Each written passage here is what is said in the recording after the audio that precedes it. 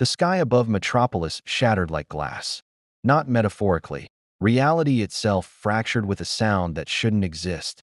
A frequency that made windows vibrate and dogs howl across 3 city blocks. The tear hung in the afternoon air above Centennial Park, edges crackling with energy that tasted like ozone and something else. Something that didn't belong to this universe at all. Through the rift, citizens below glimpsed impossible colors. Geometries that hurt to perceive, and then, impact. The figure hit the ground hard enough to crater the park's central lawn, sending a shockwave that knocked nearby joggers off their feet. Dirt and grass exploded upward in a perfect circle. Car alarms screamed. Pigeons scattered in panic.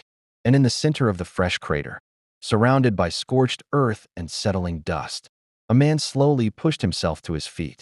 He wore orange and blue, a GI that seemed absurdly simple, against the backdrop of Metropolis's gleaming towers. His hair defied gravity, black spikes standing at impossible angles. As he stood, dusting off his pants with casual movements, his eyes swept across the skyline with wonder rather than fear. No blood. No visible injury despite a fall that should have killed anyone. He rolled his shoulders, testing his body, and grinned. "Whoa," Goku said to no one in particular, staring up at the Daily Planet building's iconic globe. "Where am I?" The question barely left his lips before he sensed it. A power signature unlike anything in his universe. Approaching fast, massive, controlled, and somehow warm. Goku's grin widened as he looked up, excited rather than threatened, and extended his senses. This energy felt different from Ki, but it burned with similar intensity. Someone strong was coming. Someone who might actually give him a good fight. 3 blocks away, Clark Kent had been reviewing copy for tomorrow's edition when every instinct he possessed screamed danger. Not the malevolent kind his heat vision hadn't activated, reflexively, but something unprecedented. An energy signature that registered on senses, attuned to threats both terrestrial and cosmic. He'd felt similar power only from beings like Darkseid, Doomsday, or others who could level cities. But this felt different, curious rather than hostile. He was airborne before his office door closed, red cape streaming behind him as he accelerated towards Centennial Park. The impact site came into view. Crater, panicked civilians, emergency vehicles already converging, and in the center, standing as though he'd merely tripped rather than fallen from a dimensional rift, a man in orange who was now waving at him cheerfully. Superman touched down 30 feet away, boots settling gently onto scorched grass. His cape settled around him as he took in the stranger, clearly humanoid, clearly not human, radiating power that made the hair on his arms stand up. Not Kryptonian, not new god, something else entirely. The man's energy felt clean somehow, untainted by malice or corruption. It reminded Clark of John, before his son had learned that power required burden. "I'm Superman," Clark said, keeping his voice calm and diplomatic despite his racing mind already formulating 17 contingency plans Bruce would approve of. "You just appeared over Metropolis. Are you injured? Do you need help?" Goku's eyes lit up with genuine delight. "Superman. Man, this is crazy. I was training with Whis, and something went wrong with my Ultra Instinct attempt. And then, whoosh. I'm here." He laughed, completely at ease despite standing before someone whose heat vision could melt steel. "I'm Goku. Son Goku. From Earth. Well, a different Earth, I guess. If you're here, and I've never heard of you." The casual admission of multiversal travel made Superman's jaw tighten slightly. He'd dealt with dimensional incursions before, the dark multiverse, crisis events, the Phantom Zone. None had been simple. His X-ray vision swept over Goku, revealing musculature that defied human biology, bone density that registered as near Kryptonian, and something else his vision couldn't quite penetrate. Energy pathways throughout the body like a secondary circulatory system. Ultra Instinct, Superman asked carefully, noting how every hero instinct in his body remained quiet. This wasn't a villain, wasn't even a threat, despite power levels that rivaled his own. "You were training?"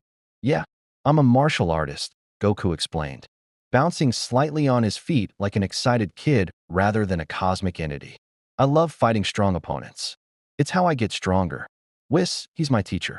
An angel, he's been helping Me master this technique where my body moves without thinking. But it's really hard, and I guess I pushed too hard, and he stopped, tilting his head as sirens grew louder. Are those people okay? I didn't mean to scare anyone. The genuine concern in that question made Clark's initial wariness soften slightly. Whatever this Goku was, he cared about collateral damage. That meant something. They're fine. Startled, but unharmed. He stepped closer, conscious of police establishing a perimeter, of news helicopters already circling, of Lois undoubtedly en route with her press badge and journalist's instincts. Goku, I need you to come with me. We need to figure out how you got here and how to get you home. Home. Goku's expression fell slightly, as if the concept hadn't fully occurred to him. Then he brightened again with that impossible optimism. Oh man, Chi-Chi's gonna be mad I missed dinner. But yeah, okay.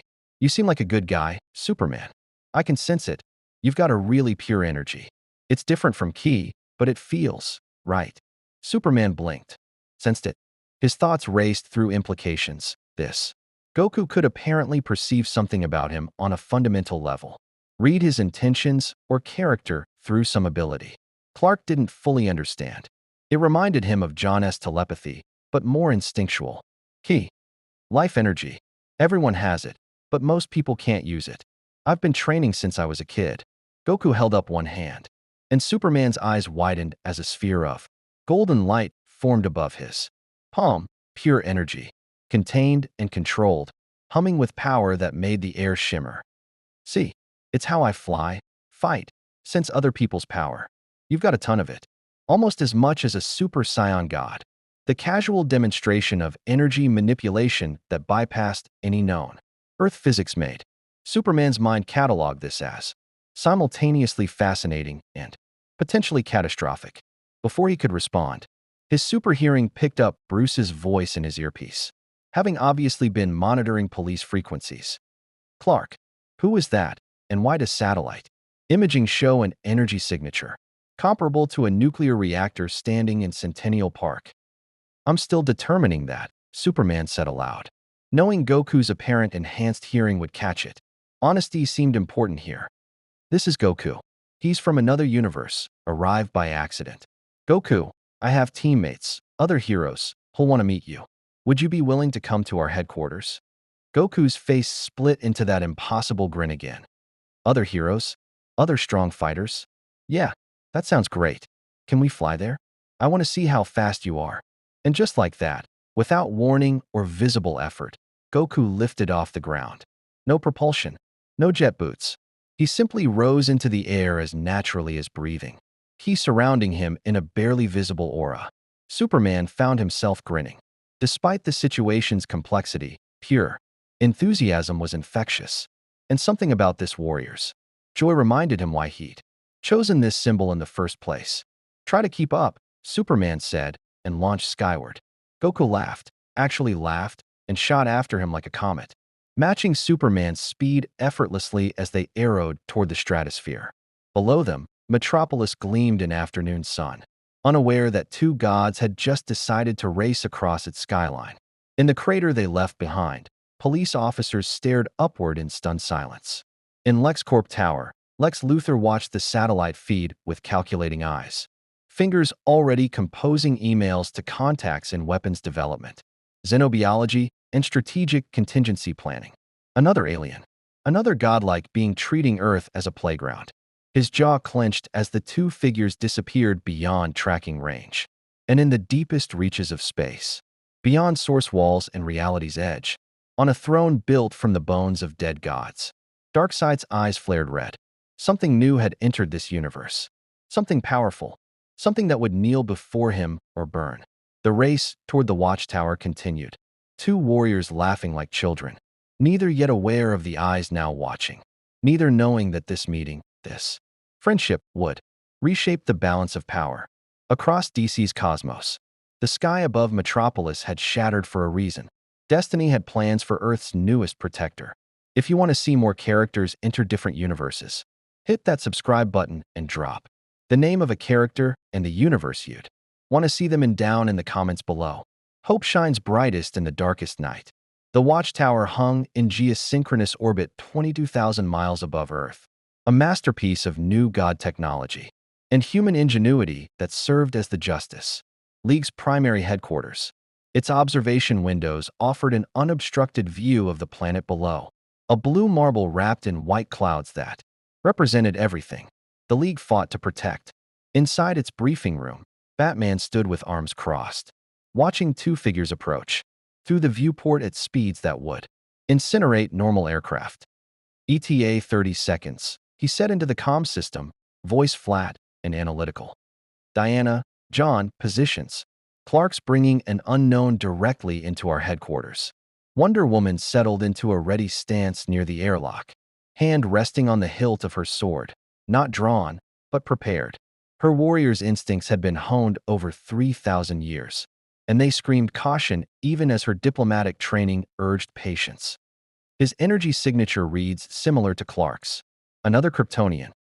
Negative, Martian Manhunter replied, his red eyes glowing faintly as he extended his telepathic senses toward the approaching figures, his brow furrowed. His mind is unusual. No mental shields. Completely open, yet I sense no deception. Only curiosity and excitement. It's like reading a child's thoughts. Pure, uncomplicated joy. Joy, Batman repeated, skepticism dripping from the word. Something punches through dimensional barriers with enough force to crater a city park, and it's feeling joy. The airlock cycled. Pressure equalized with a hiss. The inner door opened, and Superman floated through first, boots touching down on the watchtower's polished floor. Behind him came Goku, eyes wide as he took in the space station's interior with unabashed wonder, slowly rotating in midair to see everything. This is amazing, Goku exclaimed, drifting toward the viewport like a kid in a candy store. You guys have a base in space? That's so cool. We don't have anything like this back home. Well, Bulma's got capsule tech and Whis has his staff, but nothing this big. He pressed his face against the transparent aluminum, grinning at Earth below. Man, the view is incredible. Batman's eyes narrowed behind his cowl, cataloging everything. Body language. Open, non-threatening, no combat readiness despite being surrounded by unknown warriors. Threat assessment. Catastrophic if hostile, but Superman's relaxed posture suggested otherwise. The stranger wore no armor, carried no visible weapons, yet radiated power that made the watchtower's sensors fluctuate. His hair alone defied physics, standing in rigid spikes that shouldn't be possible without industrial-grade gel. Goku, Superman said gently, drawing the Scion's attention back from the window. These are my teammates. Batman, Wonder Woman, and Martian Manhunter. They're here to help figure out your situation. Goku turned, and his expression shifted instantly, not to fear or aggression, but to fascination. His eyes moved from hero to hero, and Batman realized with discomfort that the stranger was analyzing them the same way Bruce analyzed threats. Reading them somehow. Wow, Goku said, floating closer to Batman. You don't have any powers at all, do you? Just human. But your energy is incredible. So focused, so controlled. I've never sensed anything like it. You're scary strong without even throwing a punch. He turned to Wonder Woman. And you're a warrior. I can tell from how you stand. You've fought thousands of battles, haven't you? Your energy feels ancient, like you've been fighting forever. Diana's hand relaxed slightly on her sword hilt. The assessment was accurate, uncomfortably so. I am Diana of Themyscira, Princess of the Amazons. I have indeed fought for many centuries. She studied Goku with equal intensity. You read us through this. Key you mentioned to Superman? Yeah, everyone's got a different feel to their energy. His, Goku pointed at Batman, is like a blade. Sharp, disciplined, dangerous. Yours is like a bonfire, strong, steady, warm, but ready to burn. He looked at John. And you're different. Your energy is huge, but it's also spread out, like you're connected to something bigger than yourself. It's really impressive. I'm a Scion, Goku explained cheerfully. We're a warrior race from planet Vegeta. Well, the planet got destroyed, so there's only a few of us left. We get stronger every time we fight, especially if we almost die. It's called Zenkai, and we can transform to multiply our power, Super Saiyan forms. He paused, considering. I guess you could say we're aliens? But I was raised on Earth, so I'm an Earthling too. Just, not from your Earth. Transform, Wonder Woman repeated. Show us. Goku's grin returned. Really? Okay, but it might feel intense. My power increases a lot. He stood, stepping back from the table, and closed his eyes. Try not to freak out. The air pressure in the watchtower shifted. A golden aura flickered around Goku's body like flame, growing brighter, more intense. His muscles tensed. Energy crackled. Batman's hand moved toward his utility belt instinctively. Diana's sword cleared its sheath by 3 inches. John took a step back. Even Superman braced himself. Then Goku's hair flashed gold. His eyes turned teal. Lightning danced around his body as golden. Energy exploded outward in a sphere that rattled equipment and made the station's lights flicker. The power signature that had been impressive now multiplied exponentially. Batman's readouts showed energy output equivalent to tactical nuclear weapons. And climbing. Super Saiyan, Goku announced casually, his voice carrying a slight echo of power. This is the basic transformation. There are stronger forms, but I figured I'd start small. Small, John's mental voice was tight. Clark, his power just increased 50-fold. If this is his basic form. Superman floated forward, examining Goku with X-ray vision and super hearing that detected heartbeat. Energy flow, cellular changes. Everything about the transformation seemed stable, controlled. Not a berserker rage, but a technique refined through practice. How many forms do you have? Depends how you count, Goku said, powering down in a flash that returned his hair to black and his eyes to dark. The pressure vanished as quickly as it had appeared. Super Saiyan has 3 levels. Then there's God forms, Super Saiyan God and Super Saiyan Blue, and Ultra Instinct, which I'm still working on. Each one's way stronger than the last. The casual recitation of transformations that each multiplied, already godlike power, made even. Batman's controlled expression faltered slightly. Diana sheathed her sword completely, reassessing this stranger not as potential threat, but as fellow warrior of cosmic scale. And you use this power to fight? Diana asked. For what cause? What do you protect? Goku's expression turned serious for the first time since arriving. I protect Earth. My Earth, I mean. And I fight to get stronger, to push my limits. I've fought gods, demons, emperors who destroyed entire universes. I fought because if I didn't, everyone I love would die. His voice carried weight now, the weight of someone who'd seen apocalypse and stood against it. But I also fight because I love it. The challenge, the competition, finding someone stronger and rising to meet them. Is that weird? No, Diana said quietly. I understand. The warrior's spirit, the joy of testing oneself against worthy opponents. It is not weird. It is noble when wielded with honor. Batman remained unmoved. You said universes. Plural. Explain. For the next 20 minutes, Goku recounted his history, fighting Frieza who destroyed planets, Cell who threatened Earth, Majin Buu who nearly erased reality, Beerus the god of destruction, Zamasu who murdered all mortals across timelines, Jiren in the tournament of power where entire universes were erased for losing. He spoke casually about fighting literal gods, about death and resurrection through Dragon Balls, about training with angels and facing beings who could delete reality with a thought. Superman listened with growing understanding. This warrior had carried the same burden, being the last line of defense, the one who had to be strong enough when everything else failed. The difference was Goku seemed to carry it lightly, with joy rather than weight. Batman listened with growing concern. This being had faced extinction-level threats that made even Darkseid seem manageable, and his response was to smile and ask for stronger opponents. The psychology was alien, literally and figuratively. Dragon Balls. John interrupted. You possess technology that reverses death? Magic, actually. These mystical orbs that grant wishes. They've brought me back a few times. Goku scratched his head sheepishly. I've died protecting Earth 3 or 4 times now. It's not so bad. There's an afterlife where I trained with King Kai, and later I trained with gods in the heavens. Death is just temporary where I'm from. The casual discussion of resurrection made Batman's jaw clench visibly. In this universe, death is permanent. The Lazarus pits can restore life, but at terrible cost. You can't. I know, Goku said, and his tone carried unexpected wisdom. Superman told me on the way here. No Dragon Balls in this universe. No second chances. He met Batman's gaze directly. That's scarier, honestly.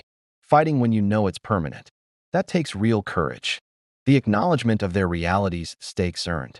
Batman's first grudging nod of respect. This Goku might be alien in morality and methodology, but he understood consequences. Wonder Woman leaned forward. Goku, why were you attempting this Ultra Instinct technique? What were you hoping to achieve?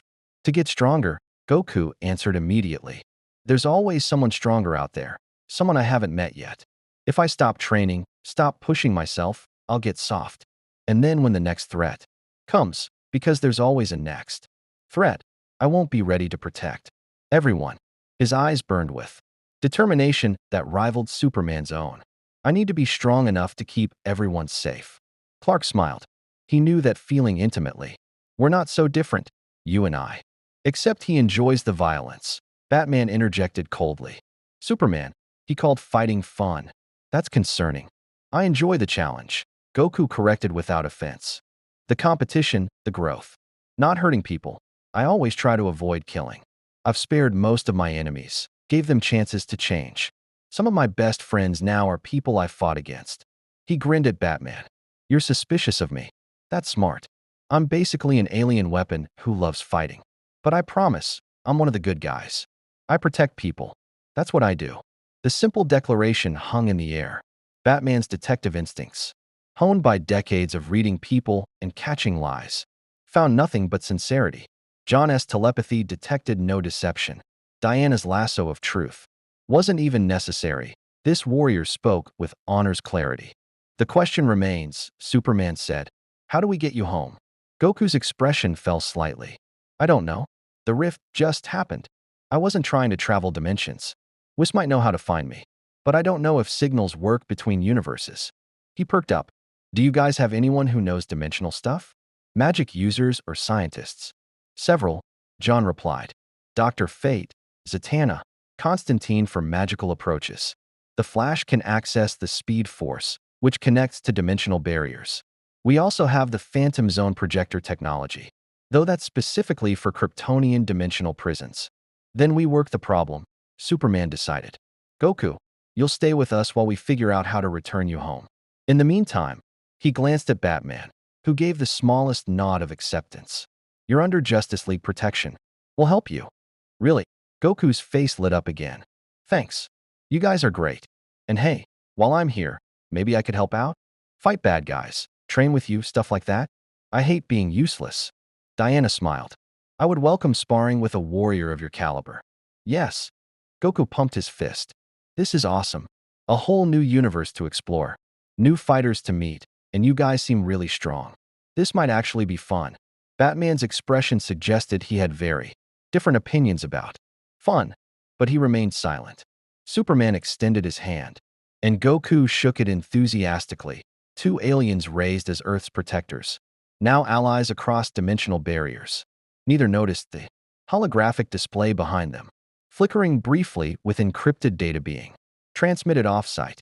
Neither noticed the microscopic listening device that had been attached to Goku's GI during the race to the watchtower, placed by drones too small to be detected. In LexCorp Tower, Lex Luthor reviewed the recording with clinical precision. Transformations, multiple power levels, a warrior who loved fighting and could multiply his strength exponentially. And most importantly, someone Superman trusted, which meant someone Luthor could turn against him. His fingers flew across the keyboard, composing messages to the best geneticists, weapons engineers, and tactical analysts money could buy. Project designation, Scion Protocol. Objective, weaponize or eliminate. And far beyond Earth, beyond the Watchtower's sensors and the League's awareness, Darkseid rose from his throne. His fury stood at attention, Granny Goodness, Big Barda, Lashina, Mad Harriet. Before them, a holographic image of Goku powering up to Super Saiyan played on loop.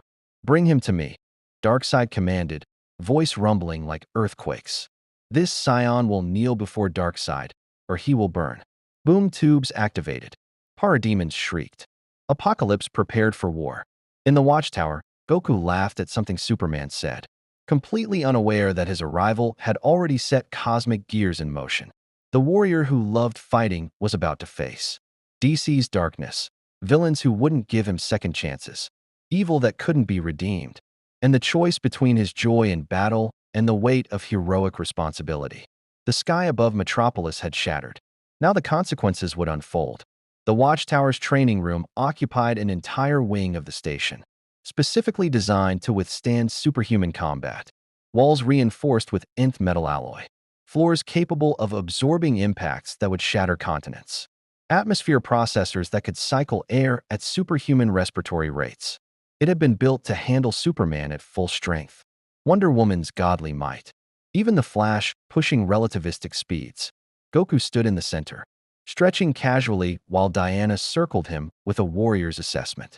Superman watched from the observation deck alongside Batman, whose cowled gaze never left the Scion.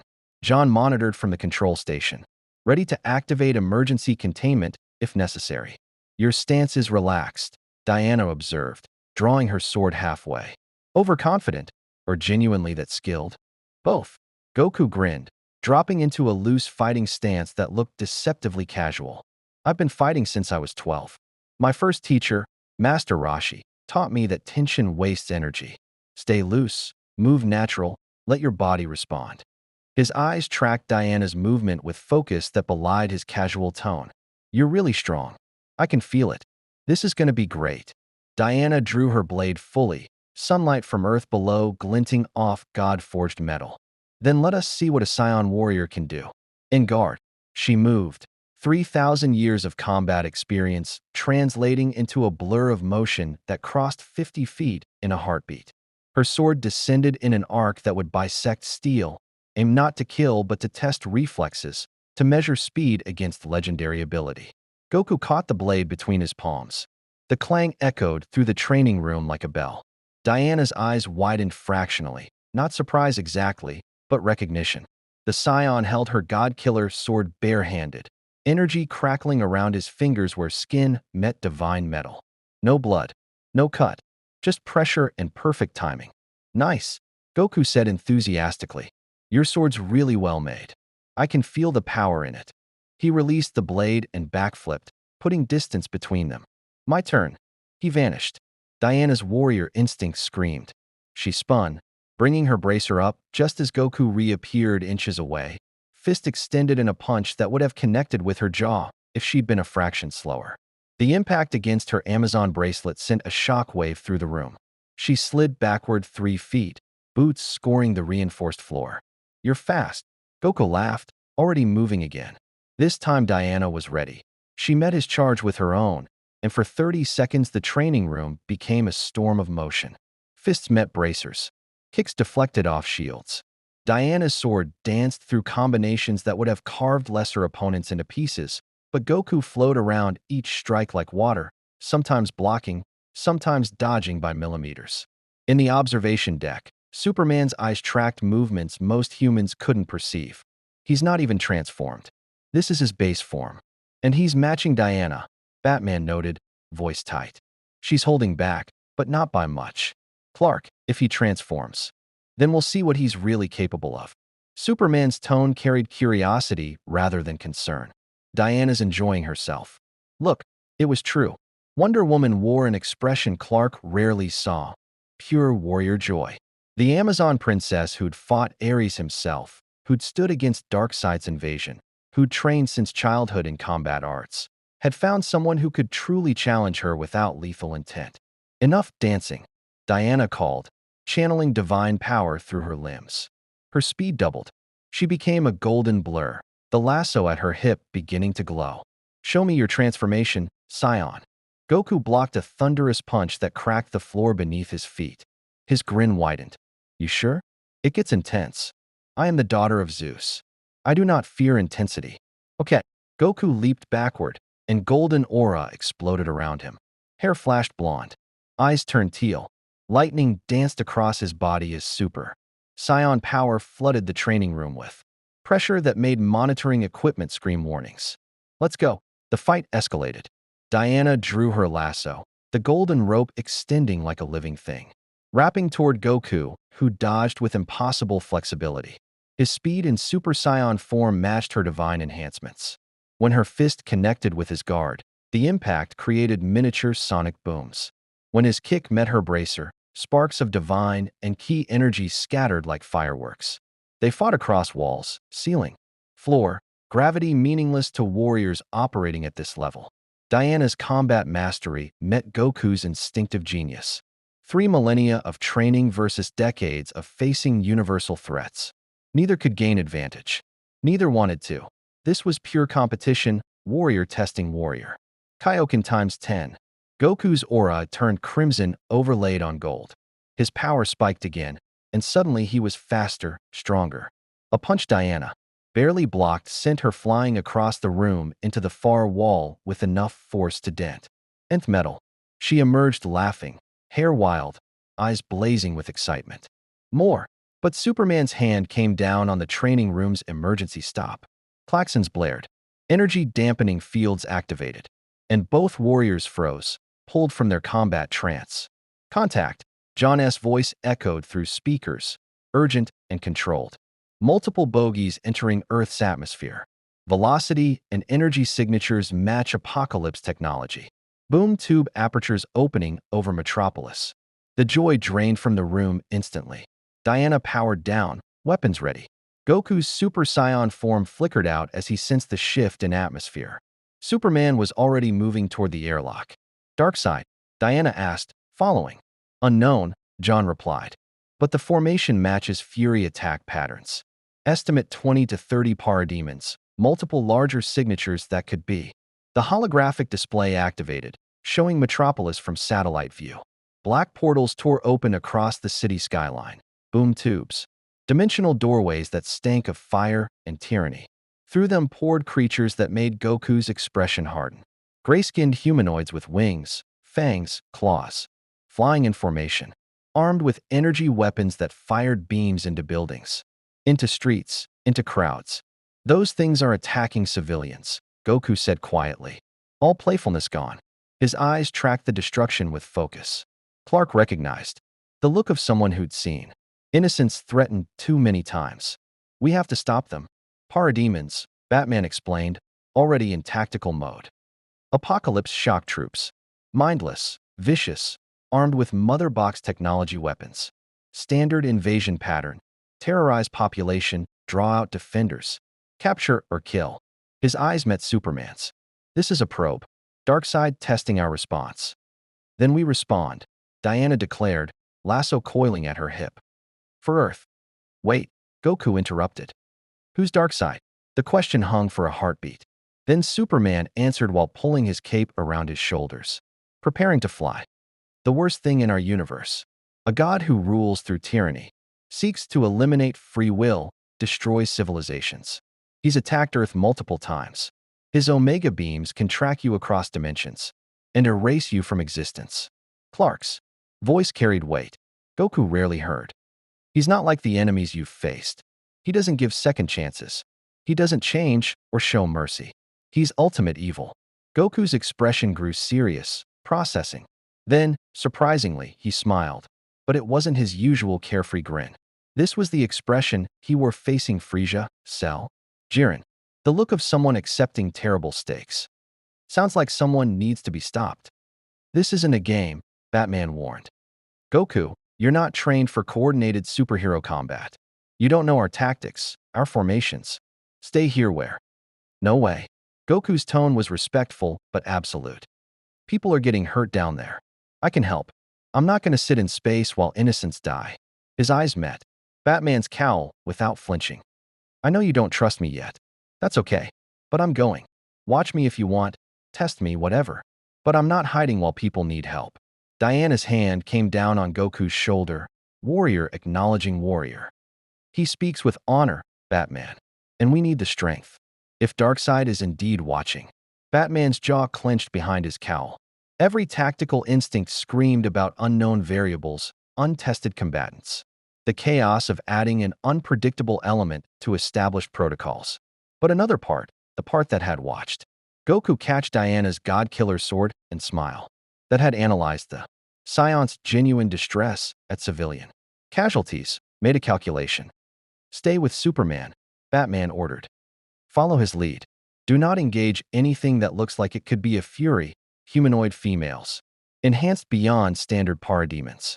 Do not, under any circumstances, allow yourself to be captured or separated. Is that clear? Crystal, Goku shot into the air, hovering beside Superman near the airlock. Let's go save some people. The airlock cycled. Earth hung below, blue and beautiful except for the black wounds torn across Metropolis's skyline. Smoke rose from multiple impact points. Parademons swarmed like locusts. And somewhere beyond the boom tubes, Goku sensed something massive, a power signature that dwarfed the fodder troops. Lurking, watching, Superman and Goku shot toward Earth like twin comets, Diana close behind. Batman activated the Batjet's launch sequence. Tactical mind already running scenarios. John phased through the watchtower's hull, becoming intangible, preparing to shift through the battle and coordinate. In LexCorp Tower, Lex Luthor watched the invasion with cold satisfaction. His cameras tracked. Superman descending with his new alien. Ally. Perfect. Let them reveal the Scion's combat capabilities. Let them test his limits. Every bit of data brought Luthor closer to weaponizing or eliminating this new threat. On Apocalypse, Darkseid sat motionless on his throne, viewing the same battle through his Fury's eyes. The Scion descended toward his parademons, with energy blazing gold and determination in his alien. Features: strong, powerful, potentially useful, or potentially dangerous. Granny goodness, Darkseid rumbled. The ancient crone bowed. Yes, my lord. Capture the Scion. Bring him before me. Alive, but broken. I would see if this warrior can be made to kneel. His eyes flared red. And if he cannot, ensure he burns. The Fury smiled with cruel delight. It will be done, Lord Darkseid. Boom tubes opened across Metropolis. More parademons poured through. And among them, moving with predatory grace that marked them as far more dangerous than mindless shock troops, came the Furies, Granny Goodness. Lashina with her electrified whips. Mad Harriet's claws gleaming. Veterans of countless invasions. Warriors who'd broken heroes before. They had orders. They had target acquisition. And they had underestimated the warrior descending toward them with golden hair and eyes that had seen gods fall. Goku cracked his knuckles, sensing the malevolent energies approaching. This universe's evil felt different from his. Colder. More absolute. Less passionate. But evil was evil. And Goku had spent his life standing against it. Superman. He called over the wind of their descent. I won't let anyone die. I promise. Clark glanced at his new ally and saw echoes of his own determination. Together then, for Earth, they hit the battle zone like divine judgment. Metropolis burned in patches, not the wholesale destruction Darkseid's full invasions brought, but surgical strikes meant to terrorize. A Parademon squadron strafed Besselo Boulevard, energy weapons carving molten lines through pavement. Civilians screamed, running for cover that didn't exist. Above them, more of the gray-skinned monstrosities circled like vultures, waiting for orders to descend and harvest whatever Apocalypse deemed useful. Superman hit the first wave like a missile. 3 parademons disintegrated under heat vision before they registered his presence. 4 more fell to precise punches that shattered exoskeletons without excessive force. Clark had learned long ago how to calibrate his strength to incapacitate, rather than kill, even monsters. His cape snapped in the wind as he pivoted midair, already calculating the next cluster, the next threat, the pattern of attack that would minimize casualties. Beside him, Goku moved differently. The Scion didn't fly with Superman's controlled grace. He shot through the air like thought made manifest. Golden aura trailing behind him in Super Saiyan form. Where Clark methodically dismantled threats, Goku fought with pure instinct. A Parademon dove at him, claws extended. And Goku didn't even look, his body twisted. Hand coming up in a palm strike that sent the creature spinning into 2 of its fellows. All 3 exploded into smoke when Goku's follow-up ki blast connected. A sphere of golden energy that detonated with concussive force. They're not strong, Goku called out, surprise evident in his tone. He caught another Parademon by the wing, spun like a discus thrower, and released it into a building's side with enough force to crater concrete. These things read like Cybermen, tough for normal people, but way weaker than I expected. They're shock troops. Superman replied, his super hearing picking up police sirens 3 blocks away. Ambulances converging, civilians trapped in a collapsed parking structure.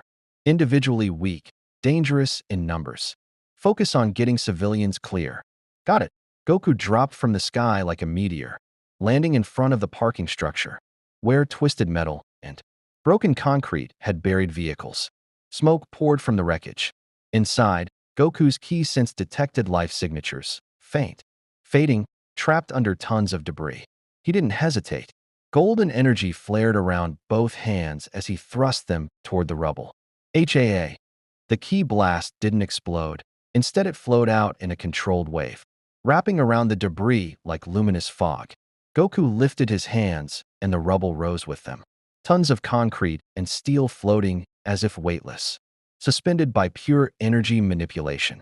Inside, 12 people stared in shock at the golden-haired figure holding their tomb. Above his head through sheer force of will. Go, run, Goku shouted, sweat beading on his forehead from the concentration required to keep the blast non-lethal, controlled, stable. The civilians didn't need to be told twice. They scrambled free. Parents carrying children, a man helping an elderly woman, everyone running for the police perimeter. When the last person cleared, Goku carefully lowered the debris, setting it down with surprising gentleness before shooting skyward again. Wonder Woman carved through parademons with her God-Killer sword, each strike surgical and final. Unlike Clark's restraint or Goku's enthusiastic chaos, Diana fought with warrior efficiency, not cruel, but accepting of combat's brutal arithmetic. 3 parademons dove at her. Her lasso snapped out, wrapping one's neck, using its momentum to swing it into its fellows. All 3 fell tangled, and her sword ended them before they could recover.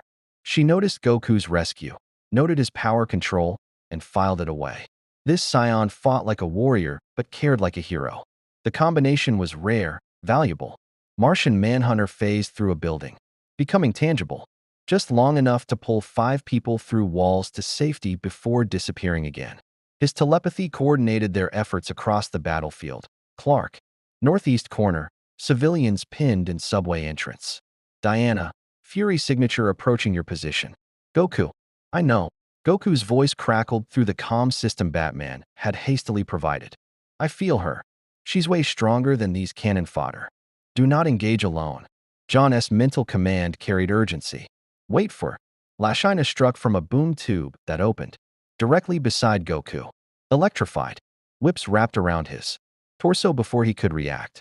Voltage pumping through him at levels that would have stopped Superman's heart. The Fury grinned, already imagining her lord's praise for this easy capture. Then Goku's aura exploded outward, golden energy incinerating the whips like paper. He rotated in midair, eyes locking on Lashina with focus that made her grin falter. That hurt, Goku said, voice carrying an edge his previous fights had lacked. You're trying to kill people. That's different from testing yourself against strong opponents. His power spiked, hair standing even more rigid. Electrical discharge dancing across his skin. I won't let you. Lashina regenerated her whips, motherbox.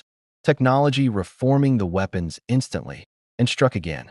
This time with combinations meant to entangle and electrocute simultaneously. Goku didn't block. He moved between the strikes, body reading attacks through pure combat instinct, and closed the distance between them in a heartbeat. His fist connected with her jaw. Lashina shot backward like a cannonball, crashing through 2 buildings before Superman caught her, preventing further destruction. The Fury hung unconscious in his grip, jaw clearly broken, armor cracked. Clark stared at the damage, then at Goku floating in the sky surrounded by golden lightning. Goku, you could have killed her, but I didn't. Goku powered down slightly, concerned by Superman's tone. She'll heal, right? I held back a lot. If I hadn't, she'd be. He stopped, reading Clark's expression. Oh, you're saying I hit too hard anyway. These enemies are dangerous. But we don't. Superman paused, heat vision lancing out to destroy a cluster of parademons that had circled behind them. We try not to cause permanent damage unless there's no other choice. Goku floated closer, and his expression carried genuine confusion mixed with respect. Even when they're trying to kill innocents. Even when they won't stop. Especially then. Superman's Voice carried the weight of countless similar conversations with Batman, with the League, with himself in mirrors, after battles where restraint cost more than brutality would have. Because the moment we decide who deserves mercy and who doesn't, we become what we fight against. The words hung between them, philosophy meeting instinct. Goku processed it, comparing to his own universe where he'd killed Frieza, killed Kid Buu, erased threats beyond redemption. But he'd also spared Vegeta, spared Piccolo, given second chances that had saved universes. The line wasn't clear. I'll be more careful, Goku promised. But if it's between pulling my punches and letting someone die, then you make the hard choice, Superman agreed. Just make sure it's actually that choice, not the easy one.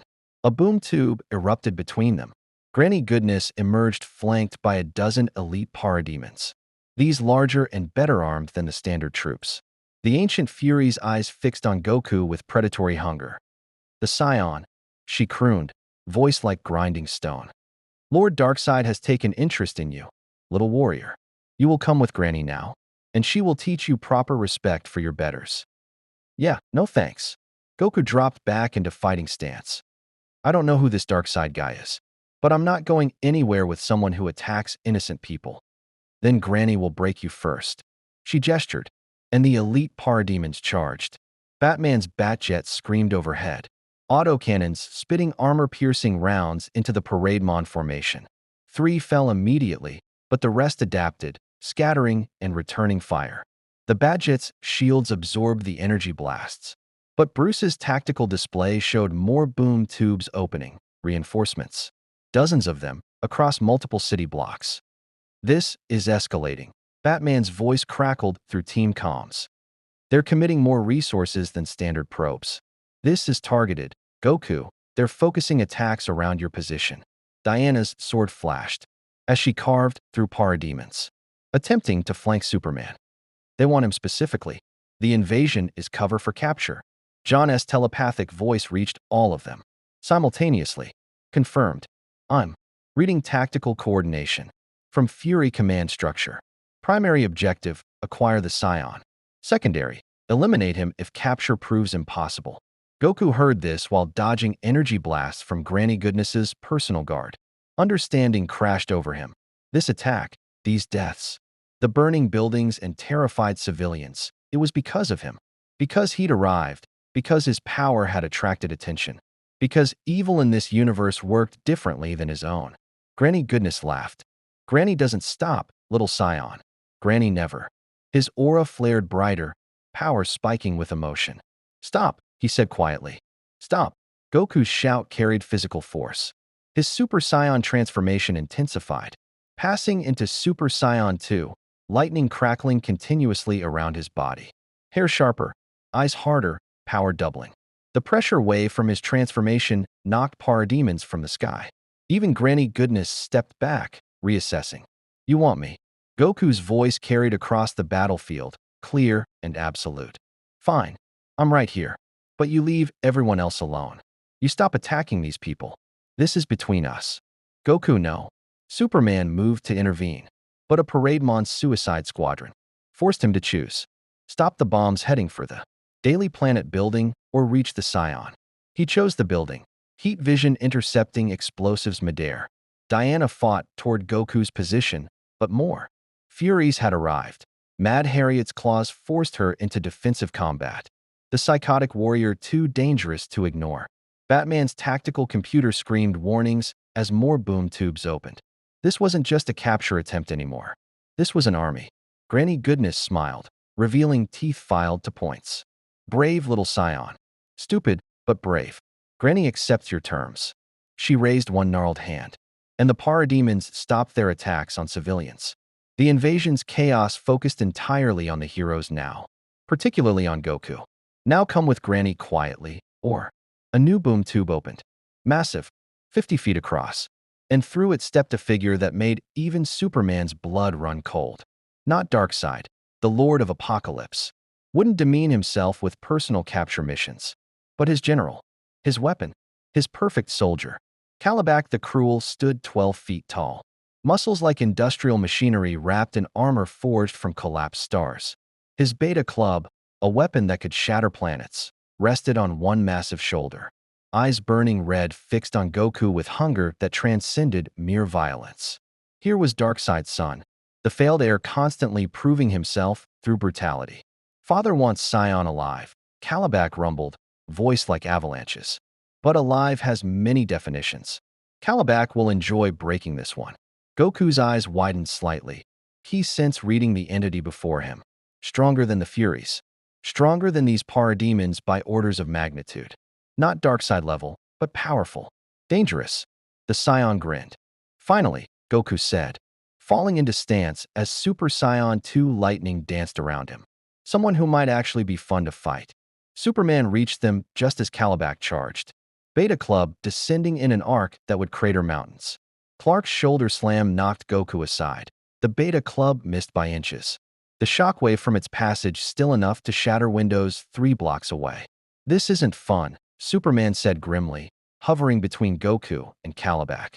This is survival. And we do it together. Goku floated beside him, reassessing. Not fun.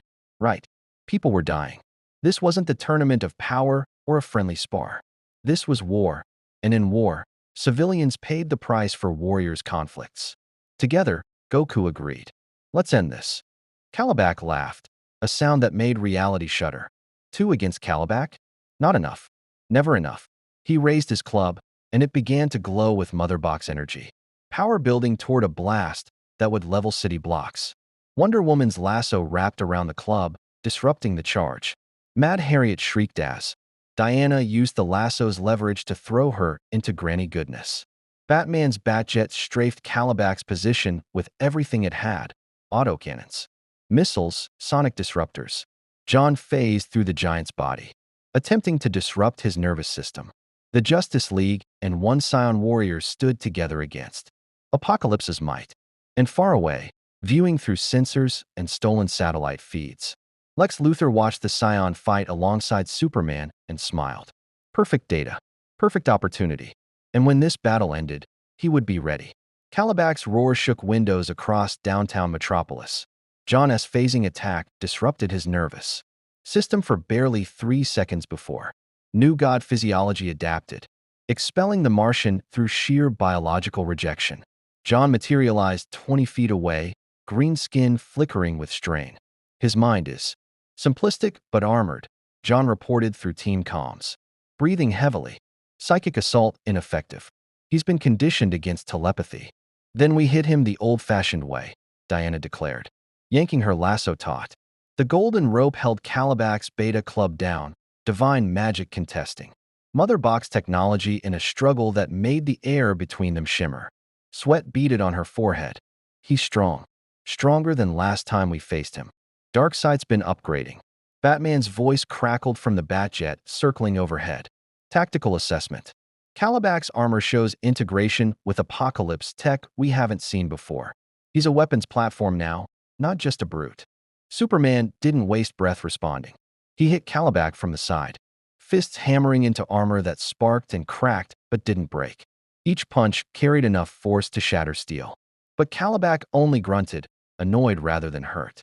The giant's free hand swung in a backhand that caught Superman across the chest, sending him tumbling through the air. Goku caught him. Super Saiyan 2 reflexes let him intercept Superman's trajectory, arresting his momentum before he crashed into the occupied apartment building behind them. You okay? Fine. Clark grunted, already pushing free to rejoin the fight. Kalibak's durable. We need to. I got it. Goku's eyes tracked. Kalibak with the focus of someone who'd fought gods and emperors. He's tough, but his energy is chaotic. Angry. He fights with rage, not technique. The Scion's tone shifted, becoming analytical in a way that surprised Superman. He's strong, but predictable. If we coordinate. Kalibak tore free from Diana's lasso, the golden rope releasing with a snap of released tension. He charged, Beta Club raised, targeting Goku specifically. Scion dies first. Then Kalibak brings corpse to father. Now, Superman shouted. Diana attacked low, sword slashing at the back of Kalibak's knee where armor joints created vulnerability. The God Killer blade bit deep, drawing black ichor that hissed when it hit pavement. Kalibak stumbled. Batman's Batjet unleashed a sonic burst calibrated specifically to New God. Auditory frequencies. Calabac's roar became a scream of pain, and Goku struck from above. The Scion had shot skyward during Calabac's charge, gaining altitude and momentum. Now he descended like divine judgment. Both fists clasped together, golden aura condensing into a point of concentrated power. Meteor strike. The impact drove Calabac into the street. Concrete exploded. Pavement cracked in a spiderweb pattern extending 50 feet. The shockwave knocked parademons from the sky, shattered already damaged windows, and created a crater 20 feet deep with Calabac at the bottom and Goku standing on his chest. For a moment, silence. Then Calabac's hand shot up, grabbed Goku's leg, and hurled him with enough force to make the Scion a golden streak disappearing. Toward the horizon, Calabac rose from the crater, armor cracked, bleeding from Diana's sword cut, but eyes burning with renewed fury. Hurts, Calabac bellowed. Good. Calabac was bored. Superman intercepted him before he could pursue Goku, trading haymakers in a slugfest that created sonic booms with each connection. Clark's heat vision carved molten lines across Calabac's armor. Calabac's beta club slammed into Superman's ribs with force that would have pulverized mountains. They fought with the casual disregard for collateral damage that only beings of their tier could afford, each blow capable of ending normal lives. John coordinated from above, telepathically guiding civilian evacuations while maintaining tactical overview. Emergency services report 80% evacuation of the combat zone. Goku's trajectory has him returning in approximately 10 seconds. Where's he? Superman started, then his super hearing picked up the answer. Goku shot back into view from the opposite direction, accelerating hard enough to leave a contrail of golden energy.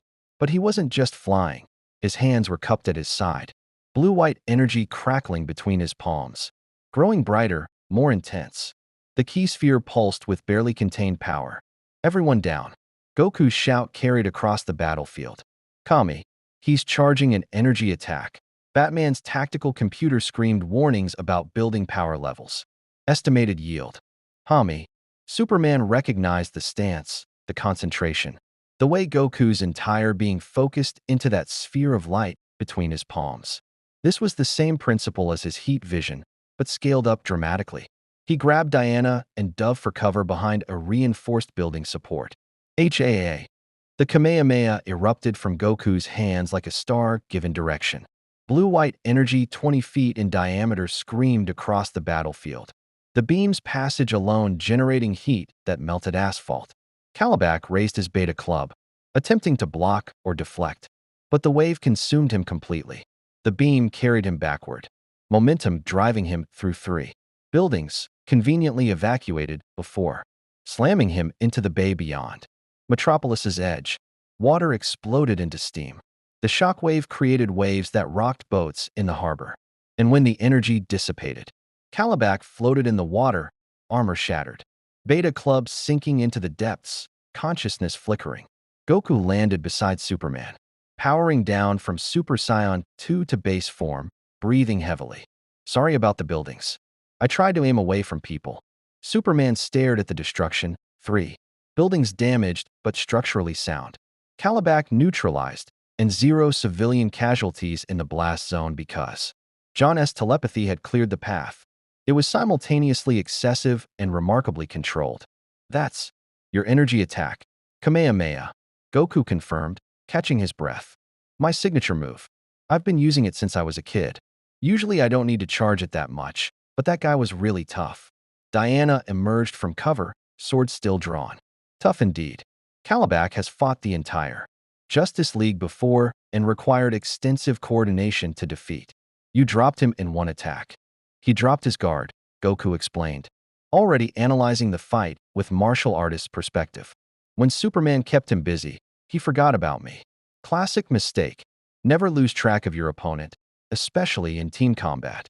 Batman's Batjet descended, the Dark Knight's voice carrying approval despite his usual stoicism. Effective. Risky, but effective. The energy signature on that attack could have.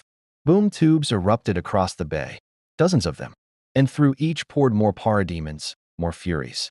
more of Apocalypse's endless military might. Granny Goodness stood on a floating platform, Mad Harriet cackling beside her. Lashina had recovered, whips crackling with renewed electricity, and pulling Calabax's unconscious form through the largest boom tube came reinforcements, Parademon. Berserkers, larger and more dangerous than standard troops. This is why we hate fighting Apocalypse, Superman said grimly. They never run out of soldiers. Goku's eyes tracked the incoming forces. He sensed reading hundreds of individual power signatures. Not strong individually, but coordinated. Endless. And behind them, through boom tubes that showed glimpses of that hellish world beyond, he sensed something massive. Not present yet, but watching. The real power this Darkseid Batman had warned about. We need to close those portals, Diana stated. Tactician's mind already calculating. As long as boom tubes remain open, they can reinforce indefinitely. Easier said than done, Batman countered. Mother box technology requires either another mother box to counteract, or sufficient energy to destabilize the dimensional aperture. We'd need energy. Goku interrupted. How much energy? John's telepathic voice carried calculations. Estimations suggest simultaneous energy discharge equivalent to multiple megaton detonations at each boom tube nexus point. The League lacks sufficient firepower without endangering the city, or I can do it. Goku's tone carried absolute certainty. If you guys keep those Furies busy, I can hit all the portals. I've got techniques that can target multiple points simultaneously. Superman turned to him, expression skeptical but hopeful. Goku, there are 9 boom tubes. You're saying you can hit all of them at once.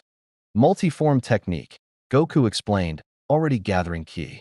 I split into multiple copies, each one real, each one independent.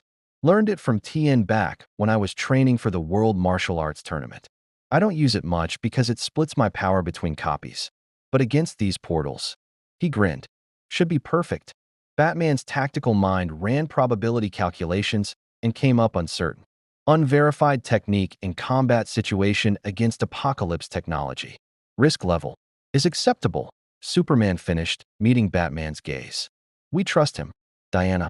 Wonder Woman nodded once. Warrior's respect clear in her eyes. The Scion fights with honor. I trust his assessment of his own abilities. Then we buy him time. Superman shot skyward, cape streaming. League engage. Keep the Furies away from Goku. Batman. Disrupt their formation. John. Coordinate civilian protection. Diana's battle cry split the air as she charged the Fury platform. Batman's Batjet unleashed everything in its arsenal. Missiles, sonic disruptors, electromagnetic pulses. John phased through the battlefield, becoming tangible only to pull civilians from danger zones before disappearing again. Goku stood in the center of chaos, eyes closed, concentrating. His ki flared outward, not the explosive power of transformation, but controlled, surgical, dividing. Multiform, his body split. 1 Goku became 2, 2 became 4, 4 became 9.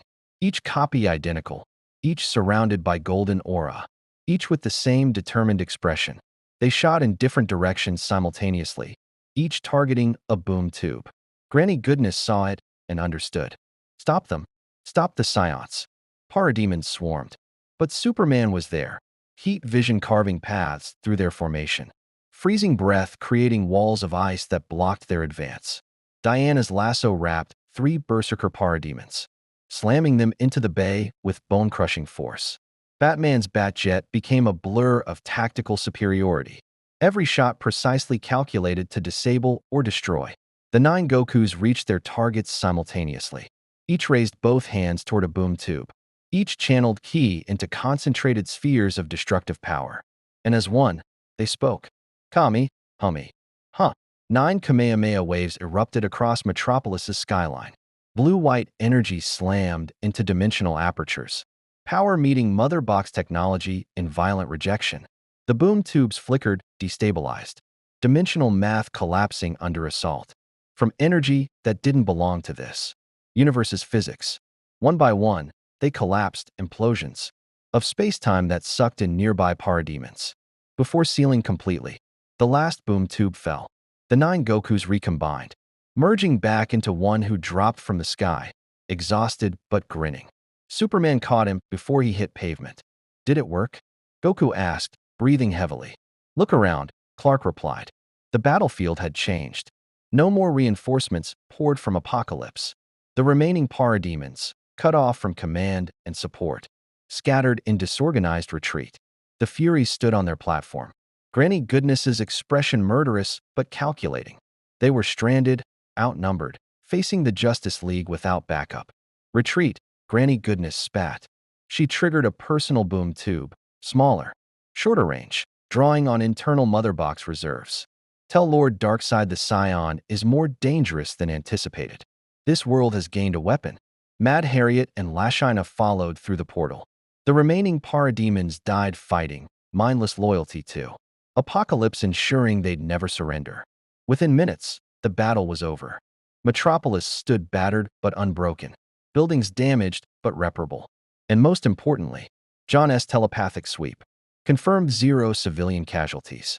Injuries, certainly. Trauma, absolutely. But no deaths. We did it, Goku said quietly, staring at the city he'd helped save. Everyone's okay. Thanks to you, Diana acknowledged, landing beside them. Your technique with the portals, remarkable. And your coordination with our team, despite meeting us only hours ago. You fight like you've trained with the League for years. Goku rubbed the back of his head sheepishly. I've been in a lot of team fights. You learn to read your allies, figure out how to support them. Superman's really strong but holds back to protect people. Diana fights to end threats quickly. Batman thinks 10 steps ahead. John watches everything and guides. Once I understood that, he shrugged. Just had to fit into the pattern. Batman's Batjet landed on a nearby rooftop. The Dark Knight emerged, cape settling around him as he approached. His expression remained unreadable behind the cowl, but his voice carried grudging respect. Adequate performance. Questions remain about your long-term presence here. But today you proved yourself an asset rather than liability. From Batman, that was practically a glowing recommendation. Superman floated down, boots touching damaged pavement. Around them, emergency services moved in, ambulances, fire trucks, police establishing perimeters. Above, news helicopters captured footage of the Justice League, standing with a golden-haired stranger who'd helped save Metropolis. The city's going to want answers, Clark said quietly. About who you are, where you're from, why you're here. Tell them the truth? Goku suggested.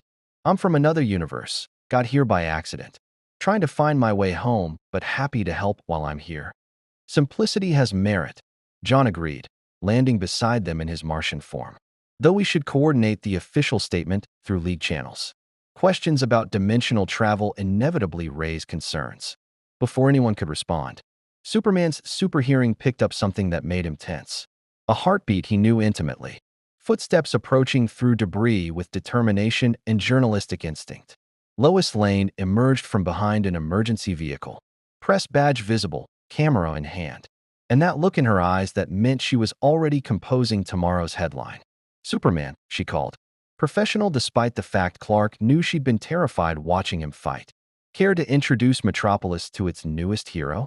Goku turned, sensing no threat, and waved cheerfully. Hi, I'm Goku. Lois blinked at the casual greeting, then smiled, that particular smile. Clark recognized as her pivoting from concern to curiosity. Lois Lane, Daily Planet.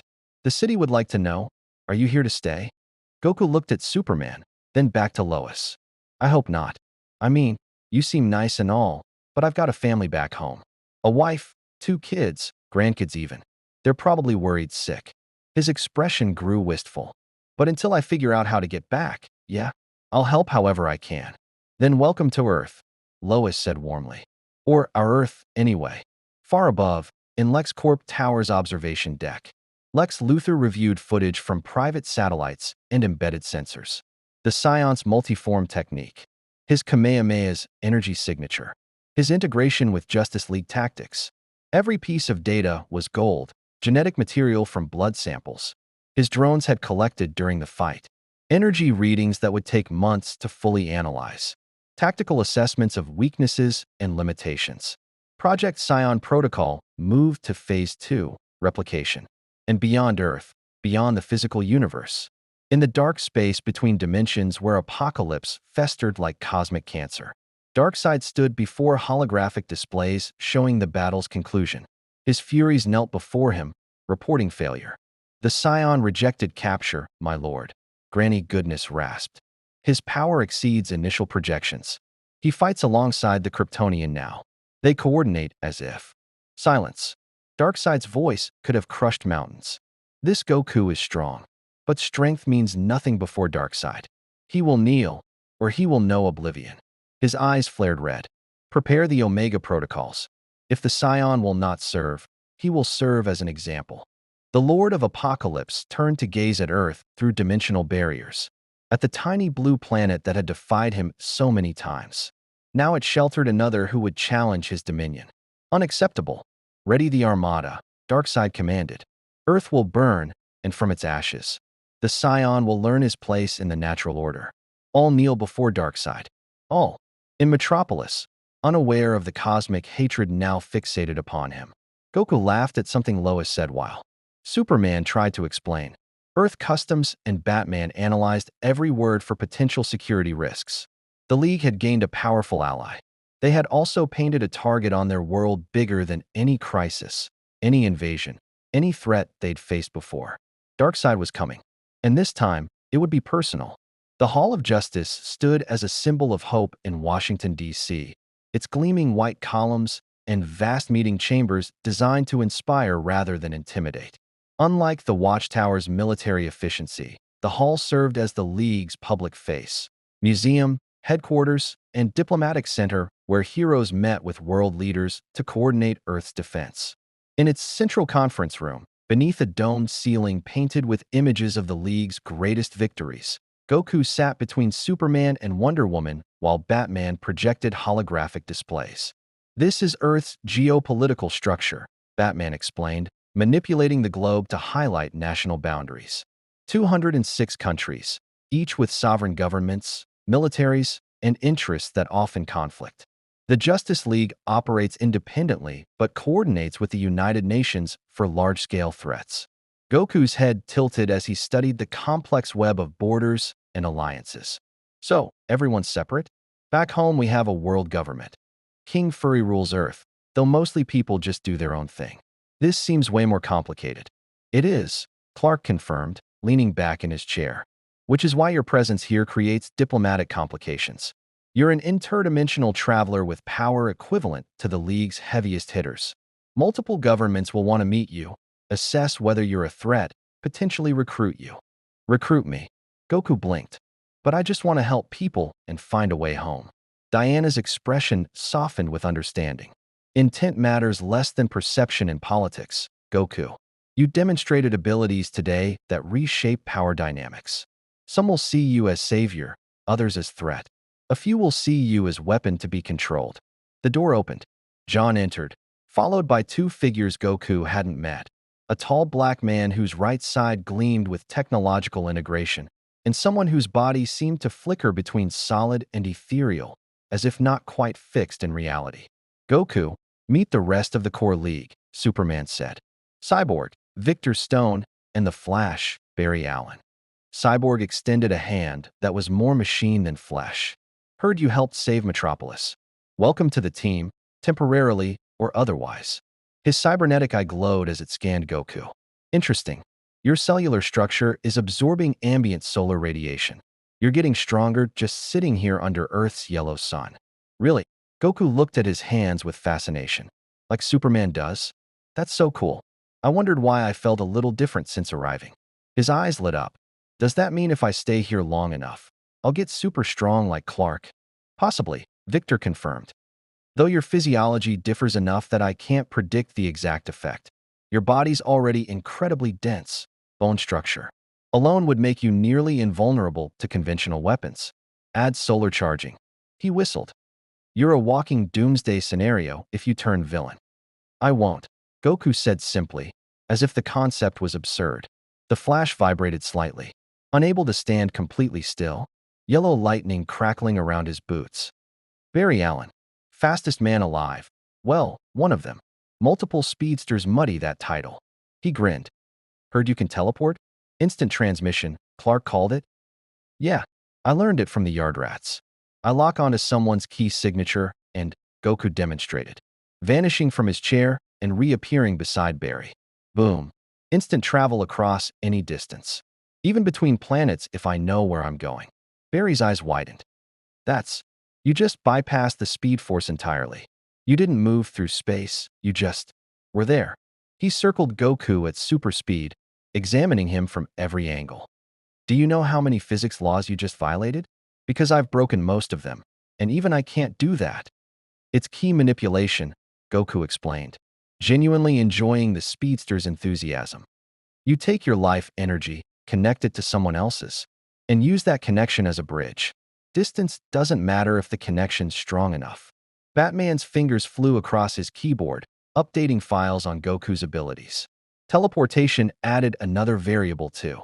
Already complex equations about threat, assessment, and containment. If Goku decided to become hostile, stopping him would require strategies they hadn't developed yet. We need to address the elephant in the room, Bruce said, voice cutting through the friendly atmosphere. Darkseid now knows about you, Goku. He sent Calabac specifically to capture you. That means you've been marked as either potential asset or existential threat to Apocalypse. The room's temperature seemed to drop. Even Barry stopped vibrating. The mention of Darkseid's name carrying weight that transcended casual conversation. Tell me about him, Goku requested, tone shifting to the seriousness he'd shown before fighting Cell. Before facing Jiren. Everyone keeps saying he's the worst thing in your universe. But I need details. What makes him different from other villains? Superman spoke first, and his voice carried memories of battles that had cost him dearly.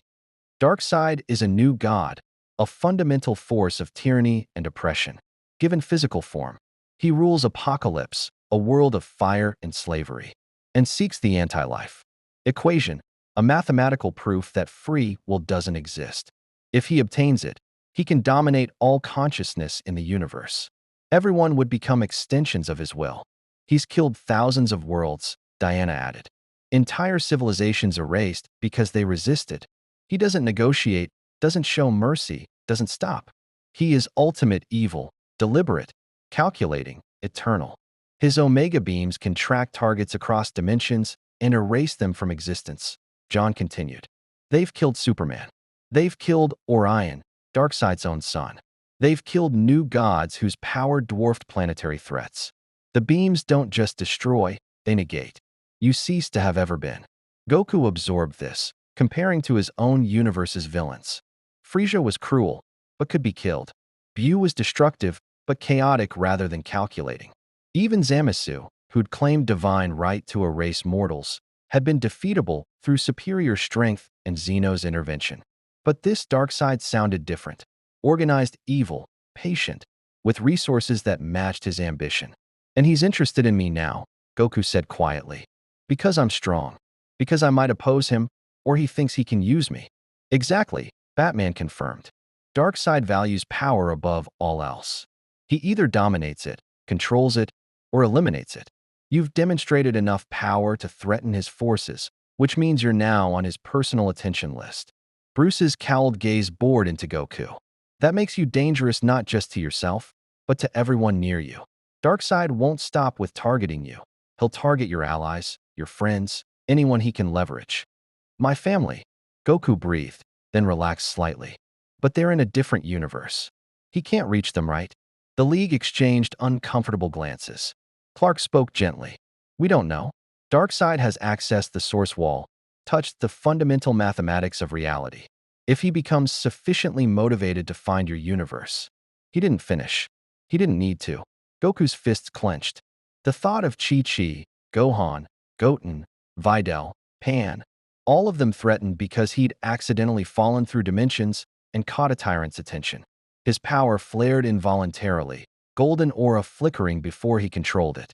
Then I need to stop him before he can try. No, Batman said flatly. You need to leave Earth. The room erupted in protest. Superman stood. Bruce. Think tactically. Batman interrupted, standing to meet Clark's gaze.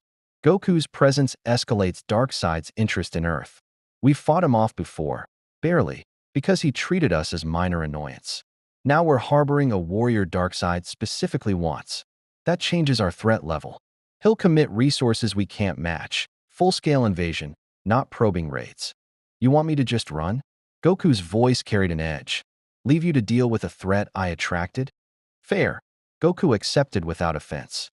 Back home, there was a villain named Zamasu who stole my body and used my power to murder everyone. I understand needing backup plans. The casual mention of body theft and multiversal genocide made even Batman pause. This Scion's history was darker than his cheerful demeanor suggested. Noted, we'll discuss that incident later. Tactical lessons might be valuable. For now, Diana interjected. Warrior's pragmatism cutting through tension. We focus on immediate concerns. Goku needs training in Earth customs, League protocols, and coordinated combat beyond today's improvisation. If he remains here, he should be properly integrated. I can help with that, Barry offered. Show him around Central City. Introduce him to normal Earth stuff. Plus, I'm curious if his instant transmission could interact with the speed, force, science opportunity. I'll work on dimensional analysis, Victor added. If we're sending Goku home, we need to understand the mechanics of his arrival. The dimensional rift left residual energy signatures I can study. Might take weeks or months to crack interdimensional travel, but it's possible. And I'll coordinate with magical experts, John decided. Dr. Fate, Zatanna, Constantine, if science fails. Mystical approaches might succeed. The multiverse obeys different rules than standard physics. Superman smiled at the League rallying around their newest member. See, we're committed. Welcome to Earth, Goku. Officially, before Goku could respond, alarms shrieked through the Hall of Justice. Red warning lights flashed. Victor's cybernetic components lit up as he interfaced with security systems. We've got a situation. LexCorp, Tower, massive energy signature just activated in Lex Luthor's private lab. Readings match. Wait, that's impossible. What? Batman demanded, already moving toward the command center. It matches Goku's key signature, Victor confirmed, disbelief in his voice. But amplified, weaponized, and integrated with Kryptonian cellular structures. Luthor's built something using Scion genetics. Goku's blood ran cold. He got my DNA? During the fight. Micro-drones, Batman growled, already assembling the picture. Luthor had surveillance equipment tracking the battle. Probably collected blood samples, cellular material. Any genetic material you shed. His fists clenched. He's weaponizing you. Diana's hand moved to her sword. Then we stop him. Now. Wait, Barry interjected. If Luthor's got something that combines Scion power with Kryptonian abilities, we need to know what we're facing before rushing in.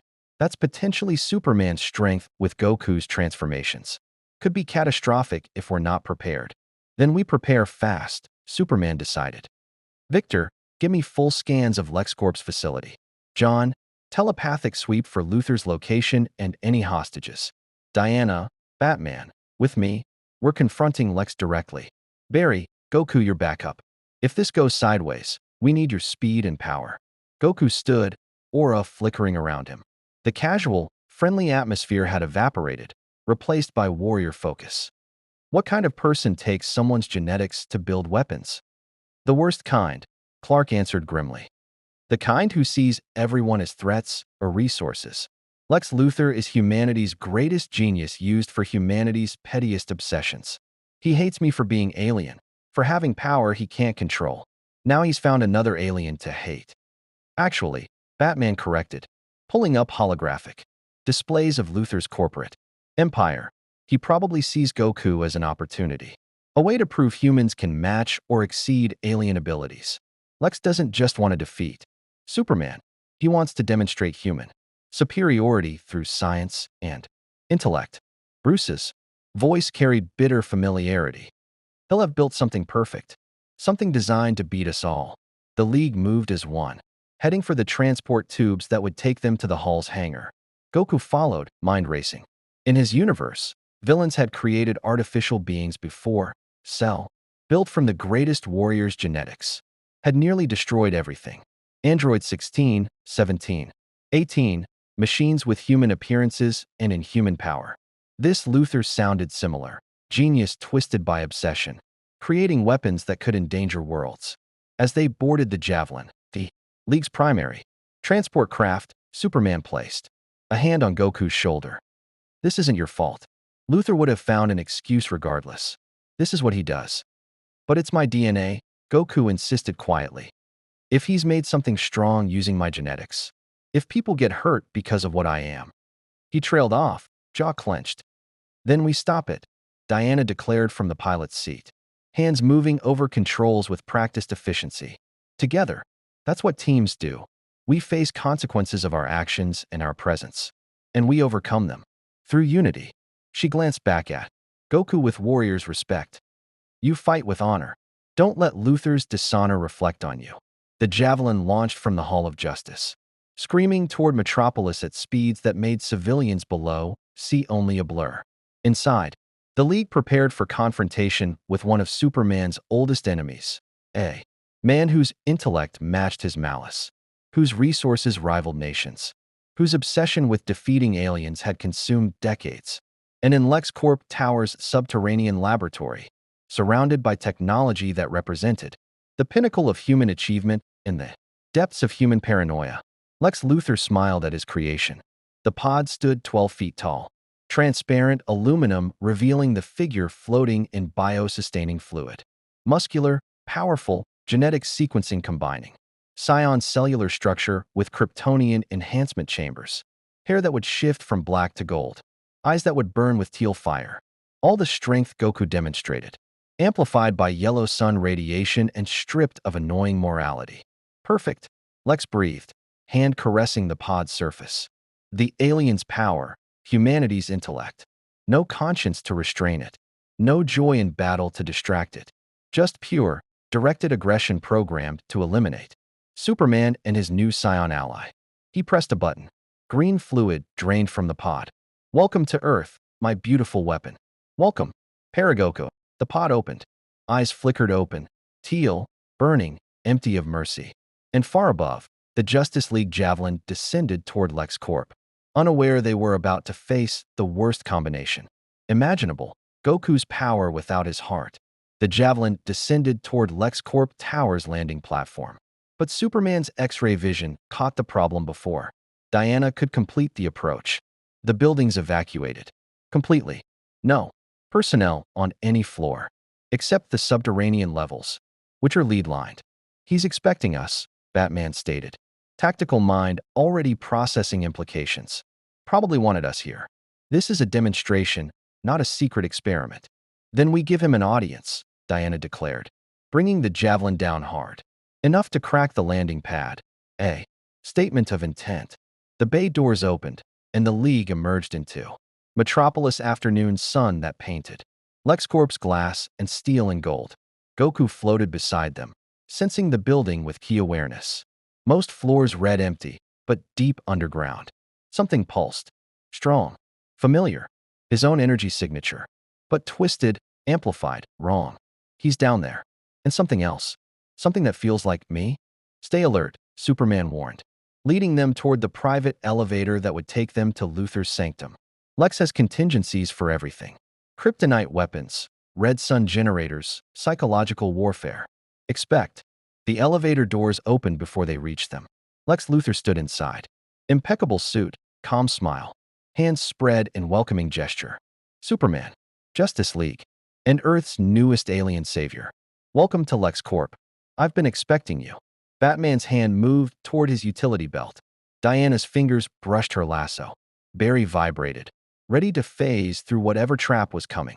But Superman simply floated forward, stopping just outside the elevator.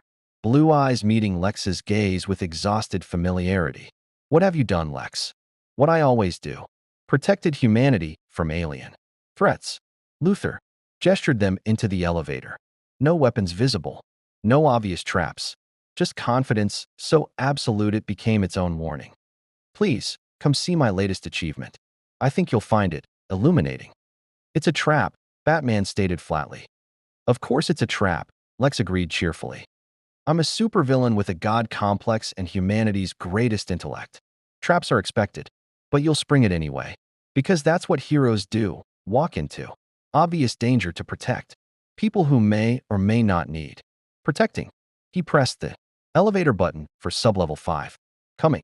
Superman entered first, followed by Diana and Batman. Goku, Barry, and Victor crowded in last. The elevator descended, passing through floors of abandoned offices, research labs, manufacturing facilities. At sublevel 3, the walls became lead-lined. At sublevel 4, energy-dampening fields hummed to life. Sublevel 5's doors opened onto a vast laboratory that looked like a fusion of high-tech research facility and gladiatorial arena. And in the center, standing motionless with arms crossed, stood Goku's doppelganger. The resemblance was perfect and horrifying. Same height, same build, same spiky black hair. But the eyes burned wrong, teal like Super Saiyan transformation, but cold, calculating, devoid of the warmth that characterized Goku's gaze. The GI was different too, red and black instead of orange and blue, corporate colors rather than martial arts tradition. Meet Paragoku, Lex announced, pride suffusing his voice. Cloned from cellular samples collected during your battle with Calabac. Accelerated growth, enhanced with Kryptonian solar absorption chambers. Programmed with combat data from every fight you've had on Earth. He has your strength, Goku, your transformations, your techniques, but without the sentimentality that makes you weak. Goku stared at his clone, skin crawling. This was Cell all over again. A creature built from stolen genetics. Programmed to fight, lacking the experiences and relationships that made life meaningful. He's not me. He's just DNA and programming. Exactly, Lex confirmed. All your power. None of your annoying morality or that ridiculous compulsion to spare enemies. Paragoku exists for one purpose. Demonstrate that alien abilities mean nothing before human ingenuity. He'll destroy you, then Superman. Then prove to the world that Earth doesn't need alien saviors. Superman's voice carried pity despite his anger. Lex, this has gone too far even for you. That's a living being you've created and enslaved. He deserves nothing. Lex's composure cracked briefly, fury breaking through. He's property, a tool, a weapon I've built to protect my species from yours. He collected himself, smile returning like a mask. But enough debate. Paragoku, demonstration protocol. Eliminate the scion. The clone moved. Goku barely had time to register motion before Paragoku's fist connected with his jaw, sending him flying across the laboratory into reinforced walls that cracked under impact. No warning, no build-up, just instant violence backed by power identical to Goku's own. Goku, Superman shot forward, but energy barriers materialized, red sun radiation fields that stripped his powers instantly. He dropped from the air, suddenly human-level vulnerable. Diana drew her sword. But similar. Barriers trapped her, magic nullifying fields designed specifically to counter. Amazon divine weapons. Batman's explosive batarangs bounced off energy shields that anticipated his tactics perfectly. The arena is prepared for all of you. Lex explained from behind bulletproof glass that rose around him. But today's show stars only one combatant. Goku, meet what you could have been if you weren't shackled by conscience and mercy. Paragoku, show him his weakness. The clone powered up. Golden aura exploded around him, hair flashing blonde, eyes maintaining that cold teal burn. Super Saiyan transformation, perfect and emotionless. When he spoke, his voice matched Goku's but carried none of its warmth. Target acquired.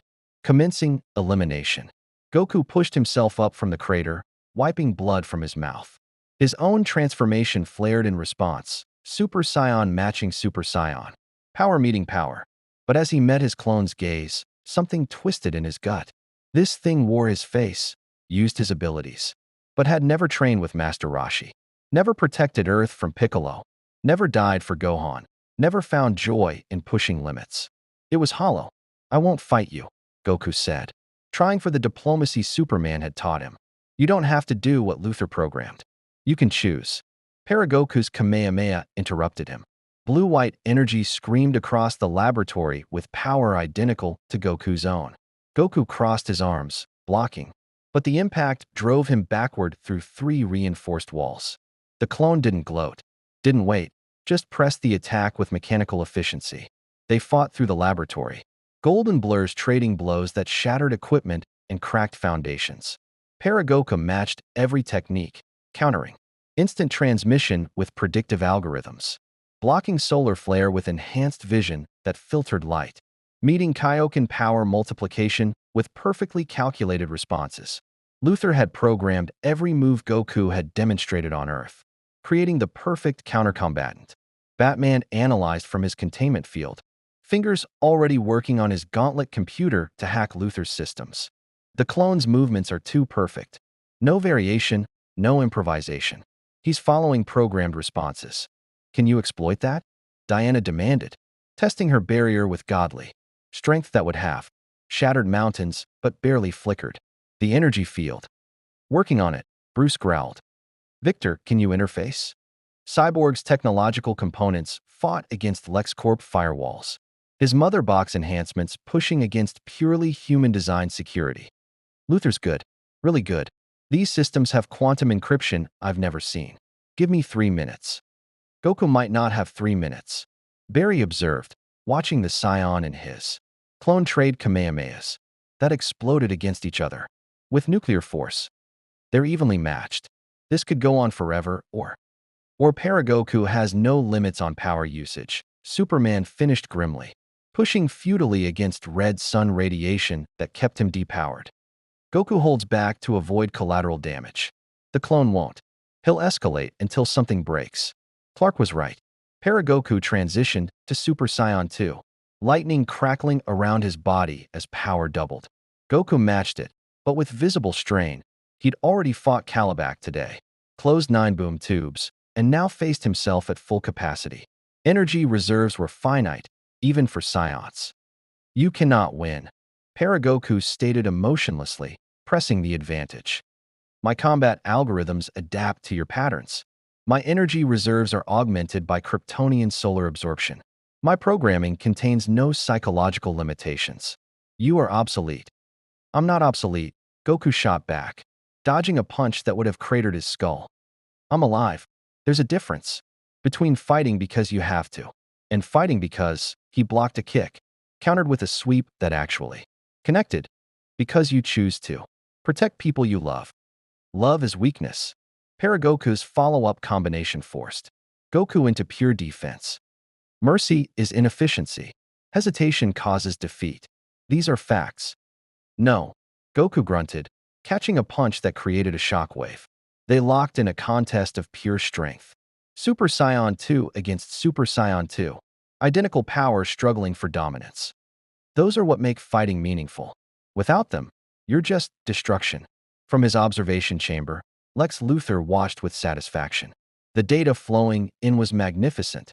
Energy output measurements, cellular stress analysis, tactical efficiency comparisons. Every second of combat refined his understanding of Scion biology and limitations. Win or lose, Paragoku was succeeding in his primary mission.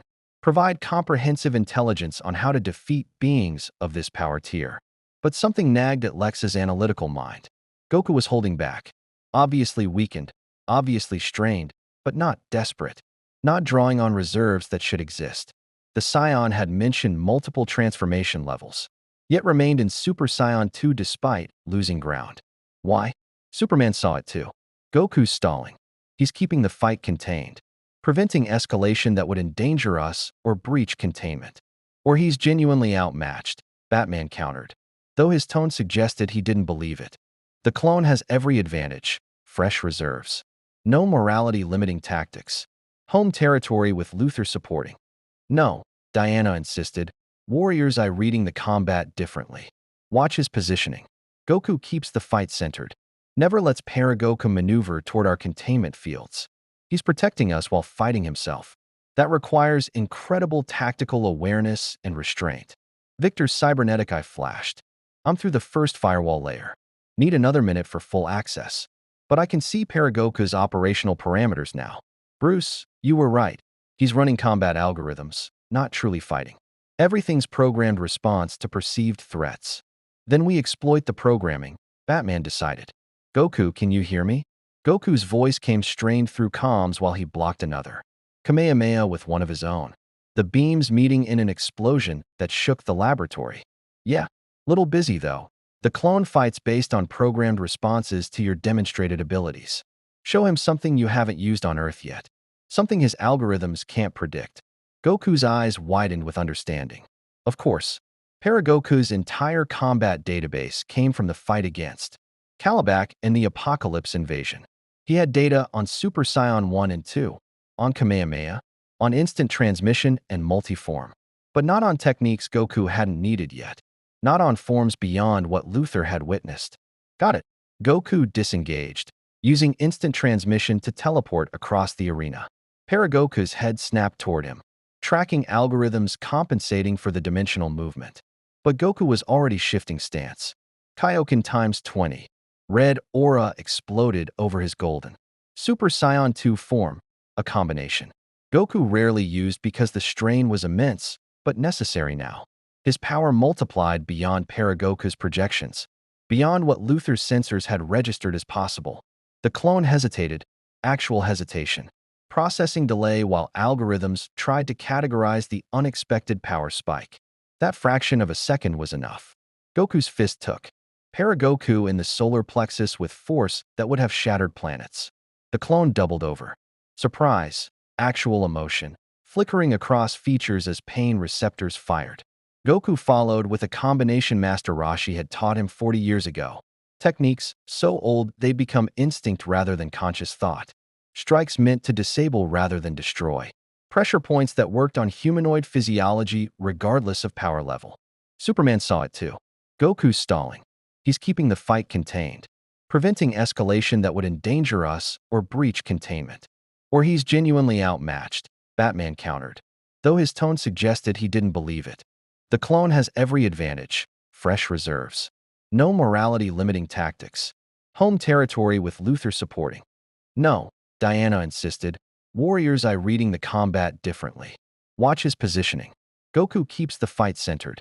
Never lets Paragoku maneuver toward our containment fields. He's protecting us while fighting himself. That requires incredible tactical awareness and restraint. Victor's cybernetic eye flashed. I'm through the first firewall layer. Need another minute for full access. But I can see Paragoku's operational parameters now. Bruce, you were right. He's running combat algorithms, not truly fighting. Everything's programmed response to perceived threats. Then we exploit the programming, Batman decided. Goku, can you hear me? Goku's voice came strained through comms while he blocked another Kamehameha with one of his own. The beams meeting in an explosion that shook the laboratory. Yeah, little busy though. The clone fights based on programmed responses to your demonstrated abilities. Show him something you haven't used on Earth yet. Something his algorithms can't predict. Goku's eyes widened with understanding. Of course, Paragoku's entire combat database came from the fight against Calabac and the Apocalypse invasion. He had data on Super Saiyan 1 and 2, on Kamehameha, on instant transmission and multiform, but not on techniques Goku hadn't needed yet, not on forms beyond what Luther had witnessed. Got it. Goku disengaged, using instant transmission to teleport across the arena. Paragoku's head snapped toward him, tracking algorithms compensating for the dimensional movement. But Goku was already shifting stance. Kaioken times 20. Red aura exploded over his golden Super Saiyan 2 form, a combination Goku rarely used because the strain was immense, but necessary now. His power multiplied beyond Paragoku's projections, beyond what Luther's sensors had registered as possible. The clone hesitated, actual hesitation, processing delay while algorithms tried to categorize the unexpected power spike. That fraction of a second was enough. Goku's fist took Paragoku in the solar plexus with force that would have shattered planets. The clone doubled over. Surprise, actual emotion, flickering across features as pain receptors fired. Goku followed with a combination Master Roshi had taught him 40 years ago. Techniques so old they become instinct rather than conscious thought. Strikes meant to disable rather than destroy. Pressure points that worked on humanoid physiology regardless of power level. Paragoku crumpled, armor cracking. That cold teal burn in his eyes flickering with confusion. Unpredicted, variable, how? Because I'm not just data, Goku said, powering down to base form. Breathing heavily from Kaioken strain. I'm experience. Decades of training, fighting, losing, winning, learning. You've got my DNA. but you don't have my life.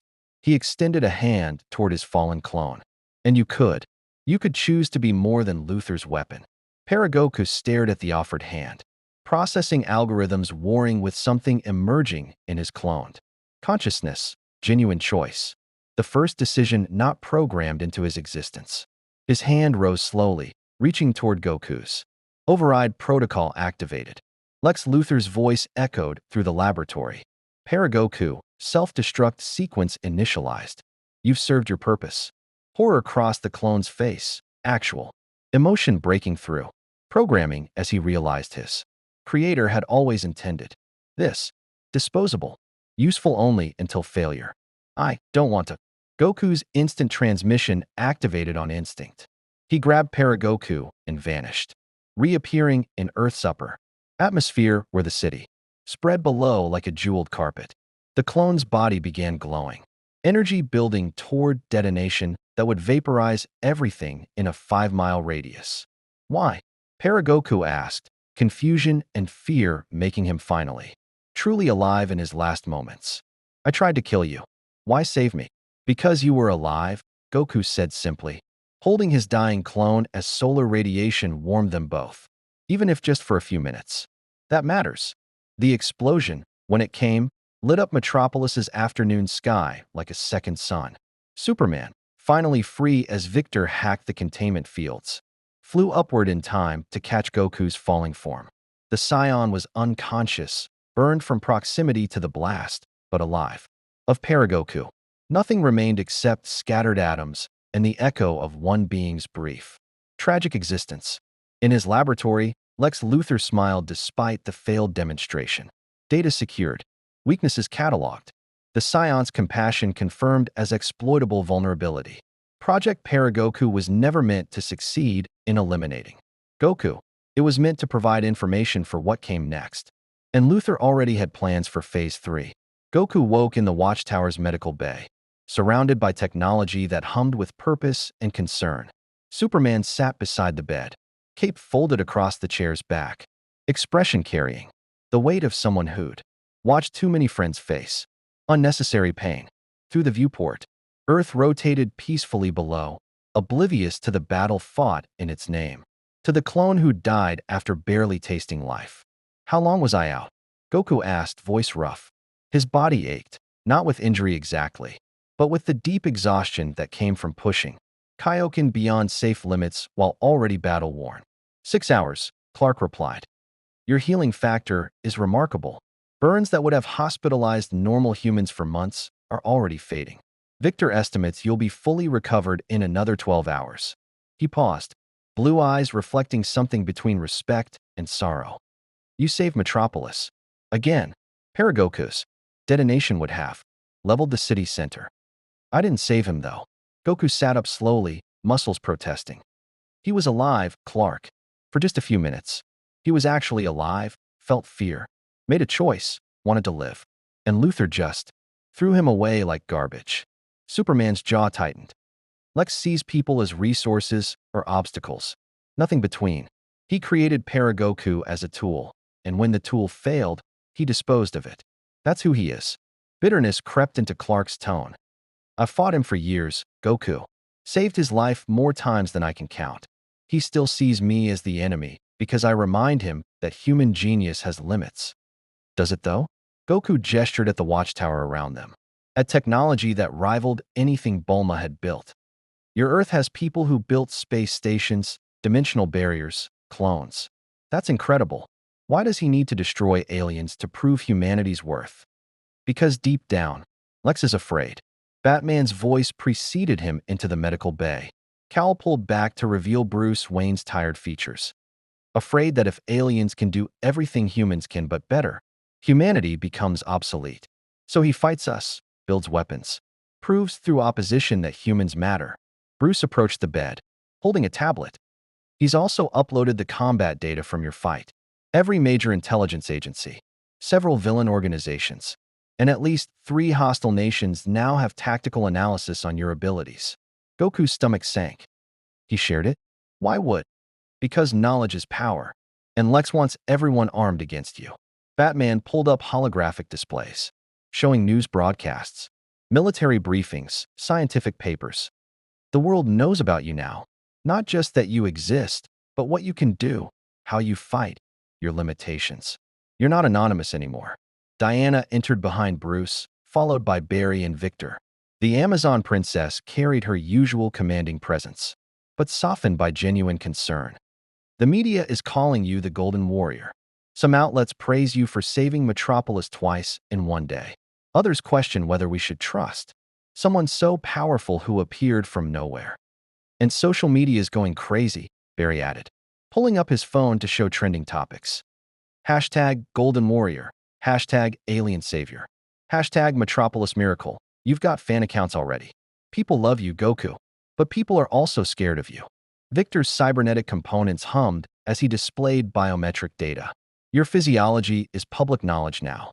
Luther's analysis included everything: Psion's cellular structure, transformation mechanics, key manipulation theory. Scientists worldwide are already trying to replicate it. They can't though, right? Goku looked between them, hoping for reassurance. I mean, Psion genetics are really specific. You can't just make more of us.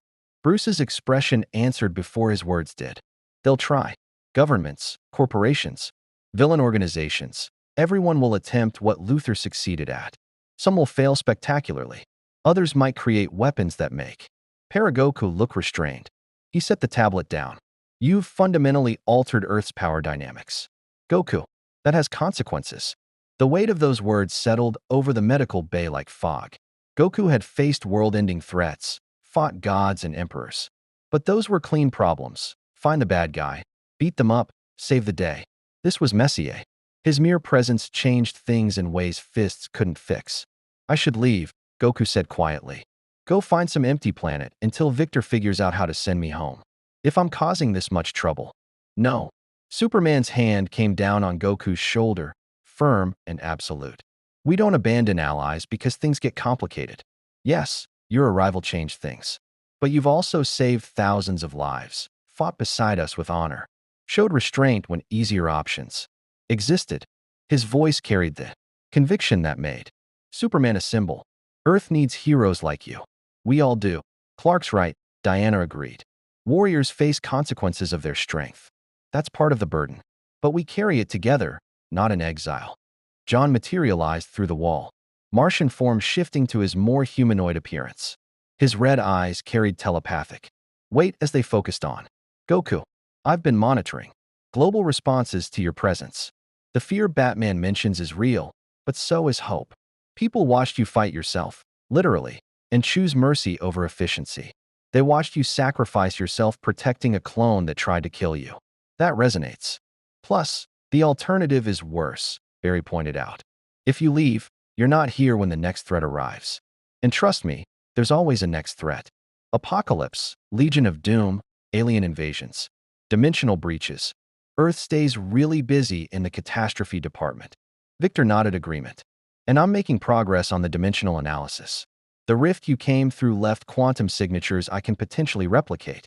It'll take time, weeks, maybe months, but I think I can build a device to send you home. Months. Goku's expression brightened despite the situation. Really? You can actually do it. Theoretically, Victor cautioned. Dimensional physics is complicated, and I'm working with one data point. But yes, I believe it's possible.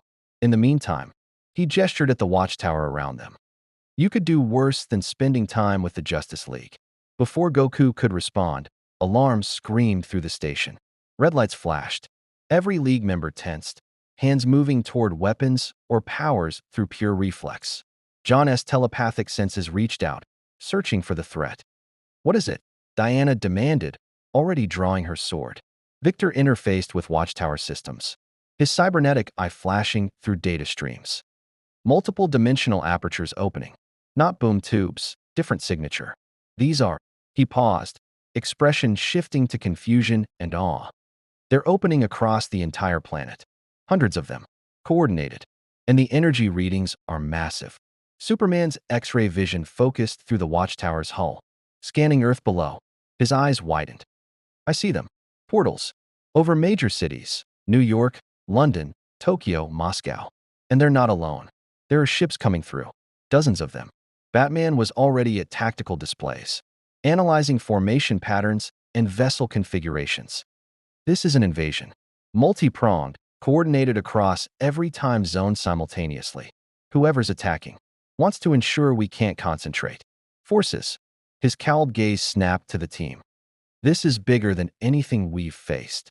Goku stood, ignoring protesting muscles and Victor's objections about needing rest. His key sense reached out, sampling the energies pouring through those dimensional portals. Strong, very strong. Not individual powerhouses like Darkseid, but countless soldiers, each comparable to Frisia's elite forces, organized in military precision. That reminded him uncomfortably of the Frisia force's own galactic campaigns. I feel them, Goku said quietly. Thousands of fighters, maybe tens of thousands. And they're not holding back. They're attacking immediately, targeting civilians. His fists clenched. This is war. Confirmed, John reported. Telepathic senses touching panicked minds across the globe. London is under assault. Tokyo's power grid is failing. New York. He stopped, and actual fear crossed his alien features. New York is burning. Hundreds dead already. The invaders are using advanced weapons, energy-based, designed to counter metahuman abilities. Diana's warrior instincts took over. Tactical mind already calculating deployments. We split up. Superman, take Metropolis and coordinate with local heroes. Batman, Gotham and surrounding areas. Flash, Central and Keystone cities. Cyborg, coordinate global communications. We need every hero on Earth mobilized. John, telepathic network and support where needed. What about me? Goku asked. The League looked at him, this warrior from another universe, who'd arrived by accident, who'd already fought beyond exhaustion twice today, who had every reason to sit this one out and recover, who was already glowing with golden aura, Super Saiyan transformation activating despite burns and strain, because people were dying and that was the only calculation that mattered. New York, Superman decided. It's the hardest hit, needs the most firepower. I'll join you once.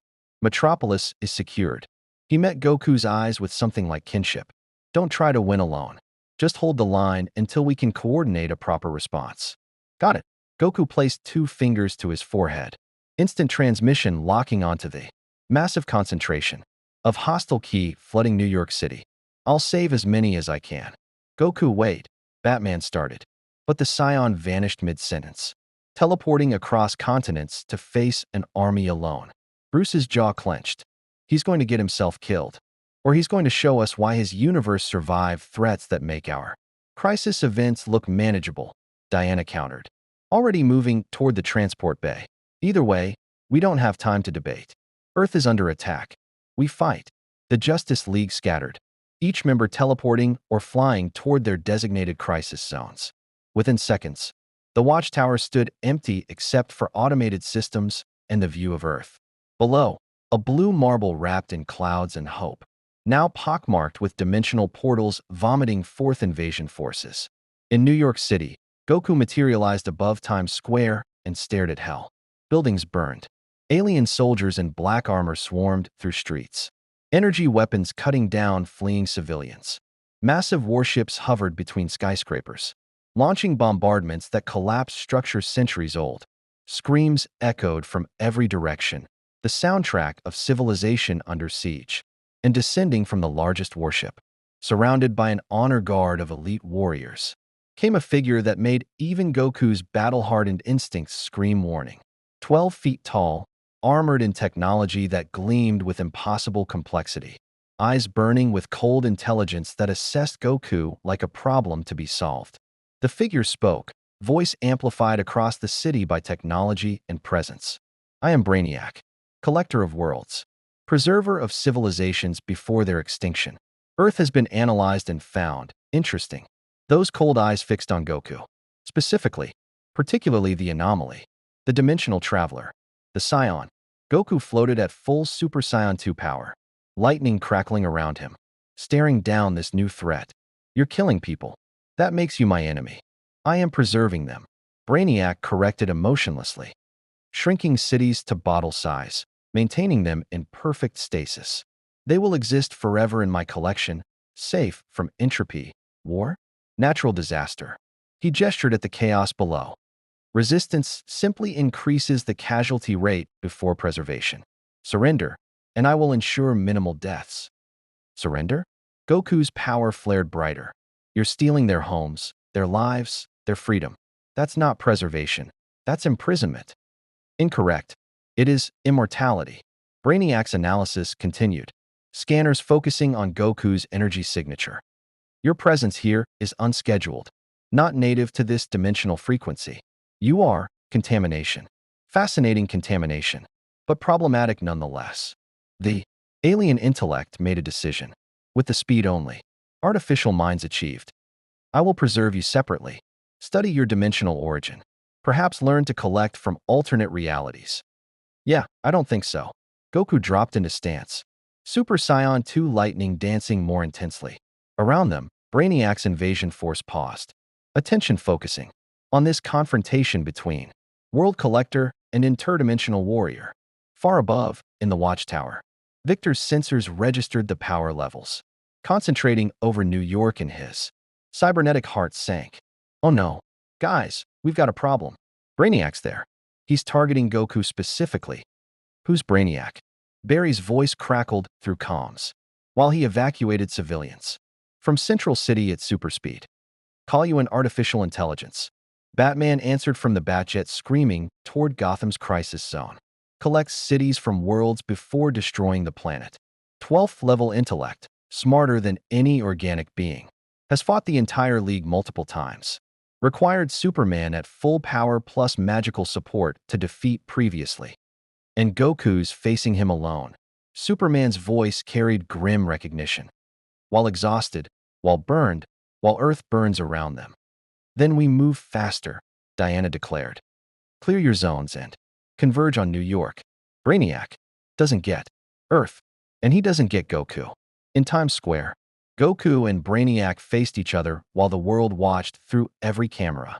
Every broadcast, every screen, humanity, witnessing the moment when their newest hero faced an intelligence that had ended civilizations. Last chance, Goku offered, hope against logic. Leave. Don't make me fight you. Brainiac's expression didn't change. Couldn't change.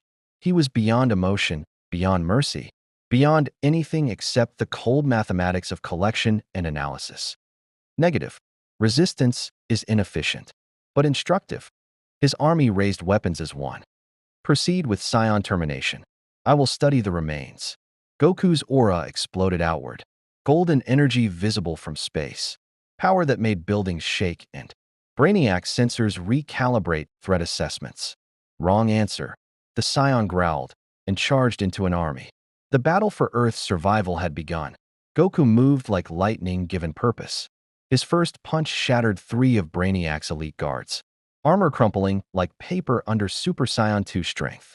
Energy blasts from surrounding soldiers converged on his position. He vanished via instant transmission, reappearing behind their formation. A sweeping Kamehameha carved through their ranks. The controlled beam precise. Enough to eliminate threats without hitting the buildings behind them. Target displays unexpected combat efficiency. Brainiac observed from his hovering platform. Analytical mind processing Goku's movements in microseconds. Revising threat assessment. Deploying adaptive countermeasures. The soldiers' weapons shifted, armor reconfiguring. When they fired again, the energy blast tracked Goku's movements, heat-seeking, predicting his teleportation patterns through algorithmic probability. One caught him in the shoulder. Pain exploded through Scion physiology, and Goku realized with cold clarity that these weapons were designed to hurt beings of his tier. Smart, Goku grunted, dodging 3 more tracking shots while his key sense registered thousands of similar soldiers throughout the city. But you're still trying to kill people. He raised both hands. Multiform, his body split into 50 copies, far more than he'd used against the boom tubes. And the strain showed immediately. Each Goku had only a fraction of his power. But 50 simultaneous rescue operations commenced across Manhattan. They pulled civilians from collapsing buildings, shielded families from energy blasts, evacuated subway stations filling with smoke. Lives saved by dozens, then hundreds. while the original Goku's consciousness divided across 50 perspectives. Brainiac's cold eyes tracked the multiplication with interest. Fascinating. Cellular division maintaining consciousness across quantum-linked instances. Inefficient energy distribution, but tactically innovative. His platform descended. Massive form approaching one of the Goku copies. However, inefficiency remains exploitable. A beam erupted from Brainiac's forehead, red, focused, carrying energy signatures. Goku's key sense registered as similar to Superman's heat vision, but orders of magnitude more concentrated. The targeted copy barely raised a guard before the beam vaporized it. Then another. Then 5 more in rapid succession. Brainiac calculated optimal firing patterns, eliminating Goku copies faster than they could recombine or adapt. The original Goku felt each deletion like a punch to the gut. His concentration fractured. The remaining copies merged back. Reformation, leaving him gasping above Times Square while Brainiac's analysis continued. Technique requires divided focus, the alien intellect concluded. Emotional attachment to preservation of life creates additional cognitive load. Combined factors result in 47% combat efficiency reduction, exploiting identified weakness. Brainiac's army advanced on multiple civilian shelters simultaneously, forcing Goku to choose between stopping the android intellect or saving innocence. No choice at all, really. Goku's instant transmission activated in rapid sequence, teleporting between locations, blocking energy weapons with his body, taking hits meant for normal humans who couldn't survive them. Burns accumulated. Armor-piercing rounds tore through GI and skin. Energy blasts designed to counter metahuman durability found success against Psion physiology already pushed beyond limits. Goku fought on anyway, because that was what you did when people needed protecting. You stood, you bled, you endured. Why do you persist? Brainiac asked, genuine curiosity coloring his synthetic voice as he watched Goku stumble after saving a group of children from a collapsing school bus. Probability of your victory approaches 0. Preservation in my collection offers immortality. Resistance offers only termination. Because they're not data points. Goku shouted back, Super Saiyan 2 flickering as exhaustion mounted. They're people. They have families, dreams, lives they want to live. You can't just put them in bottles and call it preservation. Their desires are irrelevant measured against entropy. All civilizations fall. I save what can be saved. No. Goku's power flared despite exhaustion, despite pain, despite tactical impossibility. You steal what you want to own. There's a difference. He charged Brainiac directly, abandoning distributed tactics for focused assault. His fist connected with Brainiac's jaw. The android's head snapped back, surprise flickering across features for the first time. Goku pressed the advantage. Combination strikes that had felled gods, hammering into technology that suddenly seemed vulnerable. Recalculating, Brainiac stated, blocking with arms that sparked where Goku's fists connected. Psion physiology operates on emotion-driven power spikes. Anger, determination, protective instinct, all amplify combat capability beyond baseline measurements. Yeah, Goku's knee caught Brainiac's midsection. Then you should have left them alone. But Brainiac was adapting even as they fought. His armor hardened where Goku struck. His counterattacks targeted injuries already sustained.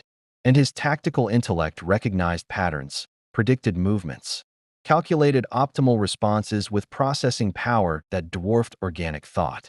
A beam caught Goku in the chest, not the vaporizing attack used on his copies, but something worse. Energy that didn't destroy but invaded, scanning, analyzing, downloading combat data directly from Goku's biology.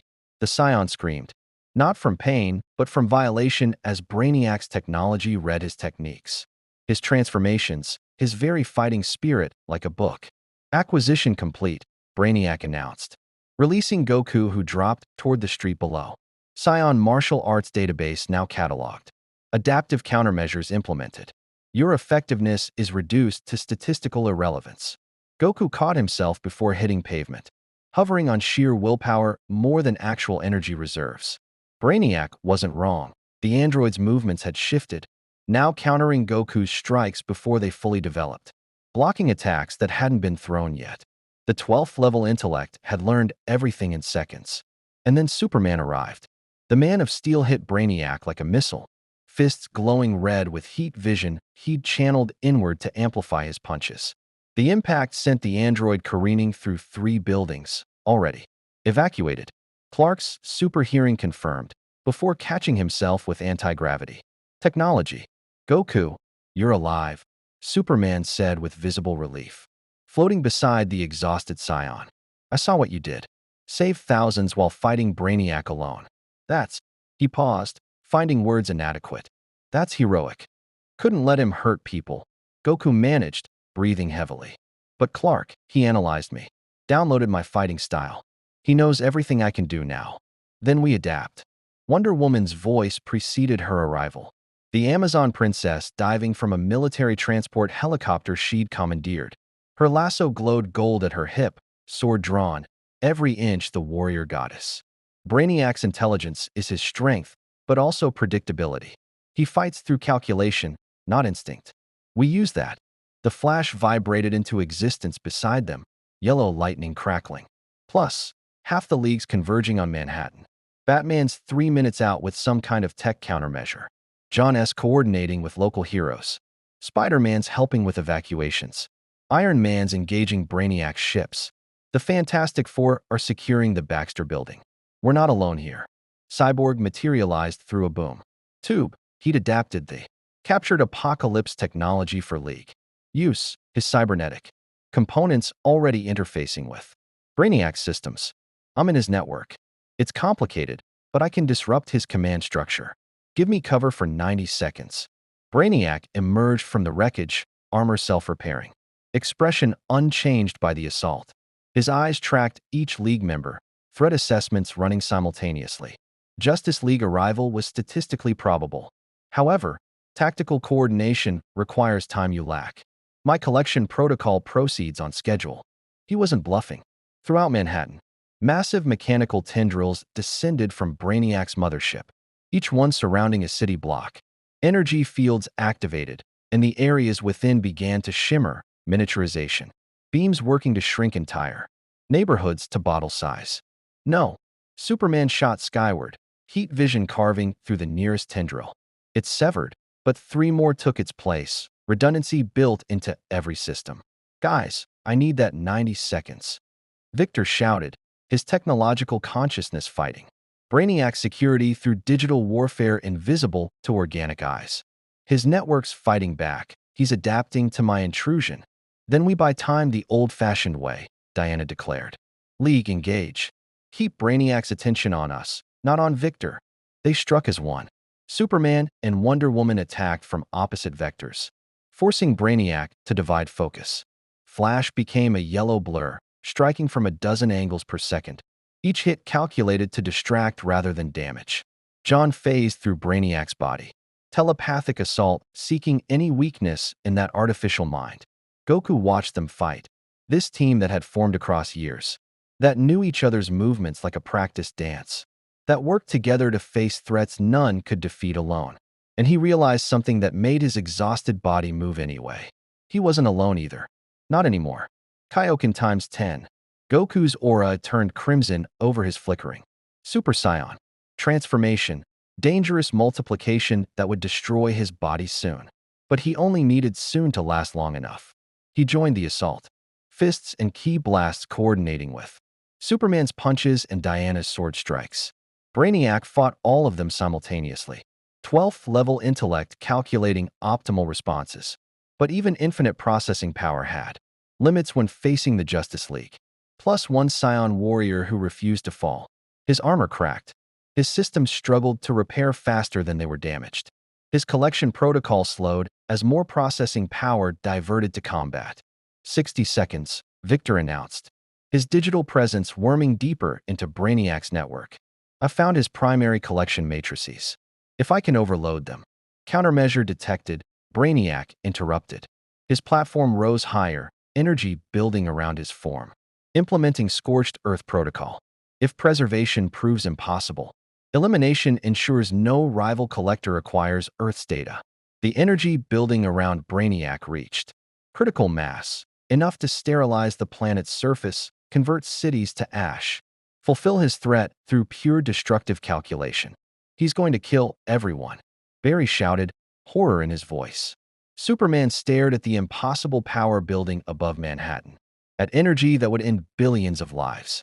Because one artificial intelligence valued collection over existence. Every protective instinct in Clark's alien biology screamed at him to stop it. But he couldn't. Heat vision wouldn't disrupt energy of that magnitude. His punches wouldn't reach in time. But Goku could teleport. Superman, Goku said quietly. Super Saiyan transformation stabilizing one final time as he made a decision. When I teleport him away, you know what to do. Clark's eyes widened. Goku, if you take him into space, that energy will. I know. Goku's smile carried sadness and acceptance. But it won't kill Earth. That's what matters, right? Protecting people? There has to be another way. There isn't. Goku placed 2 fingers to his forehead. Instant transmission locking onto Brainiac's energy signature. Tell Chi-Chi I try to make it home for dinner. Tell Gohan I'm proud of him. And Clark. His eyes met Superman's. Keep being a symbol. Your Earth needs that. Goku don't. The Scion vanished, taking Brainiac with him. They materialized in space beyond Earth's orbit, beyond the moon. In the cold void where civilization's deaths went unwitnessed. Brainiac's collected energy, meant to scour a planet, found only vacuum. And one warrior who'd chosen to die, so others could live. Illogical, Brainiac stated even as his scorched earth protocol activated. You could have escaped via teleportation. Why sacrifice yourself for temporary organic existence? Because that's what heroes do, Goku answered. And his smile was genuine despite knowing these were his last seconds. We protect people, even if it costs everything. You'll never understand that, and that's why you lose. The energy detonated. White light consumed everything. Goku's scream. Brainiac's calculations, the cold emptiness of space itself. For a moment, a new star burned where a Scion warrior had made his final stand. On Earth, the Justice League watched through the Watchtower's sensors as the explosion faded, leaving nothing. No energy signatures. No life signs. Just empty space and the knowledge that someone they'd barely known had given everything to protect a world not even his own. No, Superman whispered. And for the first time in years, tears tracked down the Man of Steel's face. Victor's voice broke the stunned silence, carrying impossible hope. Wait, I'm reading something. Faint, almost gone, but there's a life sign. It's moving. Fast. Something's bringing it toward Earth. Through the Watchtower's viewports. They saw it, a golden streak falling through atmosphere like a meteor, but gentle somehow, controlled. And, as it descended toward the Watchtower's landing bay, they recognized the energy signature carrying the falling figure. Ultra Instinct. The technique Goku had been training when he'd torn through dimensions. The power that moved without thinking, that protected without conscious thought. In his dying moments, pushed beyond all limits. Goku's body had achieved what his conscious mind could not. Perfect mastery. If only for seconds. Long enough to survive. Long enough to teleport away from the blast's epicenter. Long enough to fall toward allies who caught him before he struck the landing bay. Superman cradled Goku's unconscious form. The Scion's GI burned away. Skin charred, breathing barely present. But alive. Impossibly, miraculously alive. Get him to medical now. Diana commanded. Victor, full stasis protocols, whatever it takes to keep him stable. As they rushed Goku to the medical bay, none of them noticed the fragment of Brainiac's core technology that had survived the blast, tumbling through space toward Earth's dark side. None of them heard the android's backup consciousness, activating within the fragment, analyzing what had occurred, calculating new approaches. Brainiac had learned from this encounter, learned that Earth's heroes would sacrifice themselves to protect others, learned that emotion could transcend logic, learned that the Scion's power came from something his 12th level intellect couldn't quantify. And most importantly, Brainiac had learned patience. His next collection attempt would account for these variables, would exploit heroism itself as weakness, would ensure that when he returned, and he always returned, Earth would fall. But for now, in the Watchtower's medical bay, surrounded by heroes who'd become friends, Goku breathed, lived, survived to fight another day. His legend on Earth had just begun. 3 weeks passed. Goku woke slowly, consciousness returning in fragments. First came sensation, soft sheets, temperature-controlled air, the hum of technology monitoring his vitals. Then sound, voices speaking quietly, footsteps, the distant thrum of the watchtower systems. Finally, sight, white ceiling, medical equipment, and Superman sitting in a chair beside his bed, reading what appeared to be a worn paperback novel. "Hey," Goku croaked, voice rough from disuse. Clark's head snapped up, book forgotten. Relief flooded his features, genuine, unguarded emotion from someone who'd watched too many friends die. "Goku, you're awake. How do you feel?" "Like I fought Brainiac in space and almost died."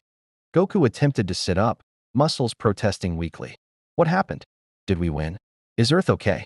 "Earth's fine. Brainiac's invasion force scattered when you took him out. Most of his ships fled through dimensional portals. Some we captured, some self-destructed. Superman helped adjust the bed so Goku could sit upright. You've been unconscious for 21 days. Your body went into some kind of healing hibernation. Victor said your cells were repairing themselves at a microscopic level, rebuilding from near total cellular destruction. 21 days? Goku stared at his hands, turning them over. The burns were gone, skin healed perfectly. Chi-Chi's gonna kill me. That's worse than dying in the fight. Clark laughed, actual laughter, surprised out of him by Goku's priorities. Your wife sounds formidable. You have no idea. Goku's expression grew serious. But really, everyone's okay? No one died. Casualties were significant, Superman admitted, and pain crossed his features. Brainiac's initial assault killed hundreds before we could coordinate responses. Thousands more injured. But because you held him in New York, bought time for evacuations, kept his attention while the League mobilized, Clark's voice caught slightly. Millions survived who wouldn't have.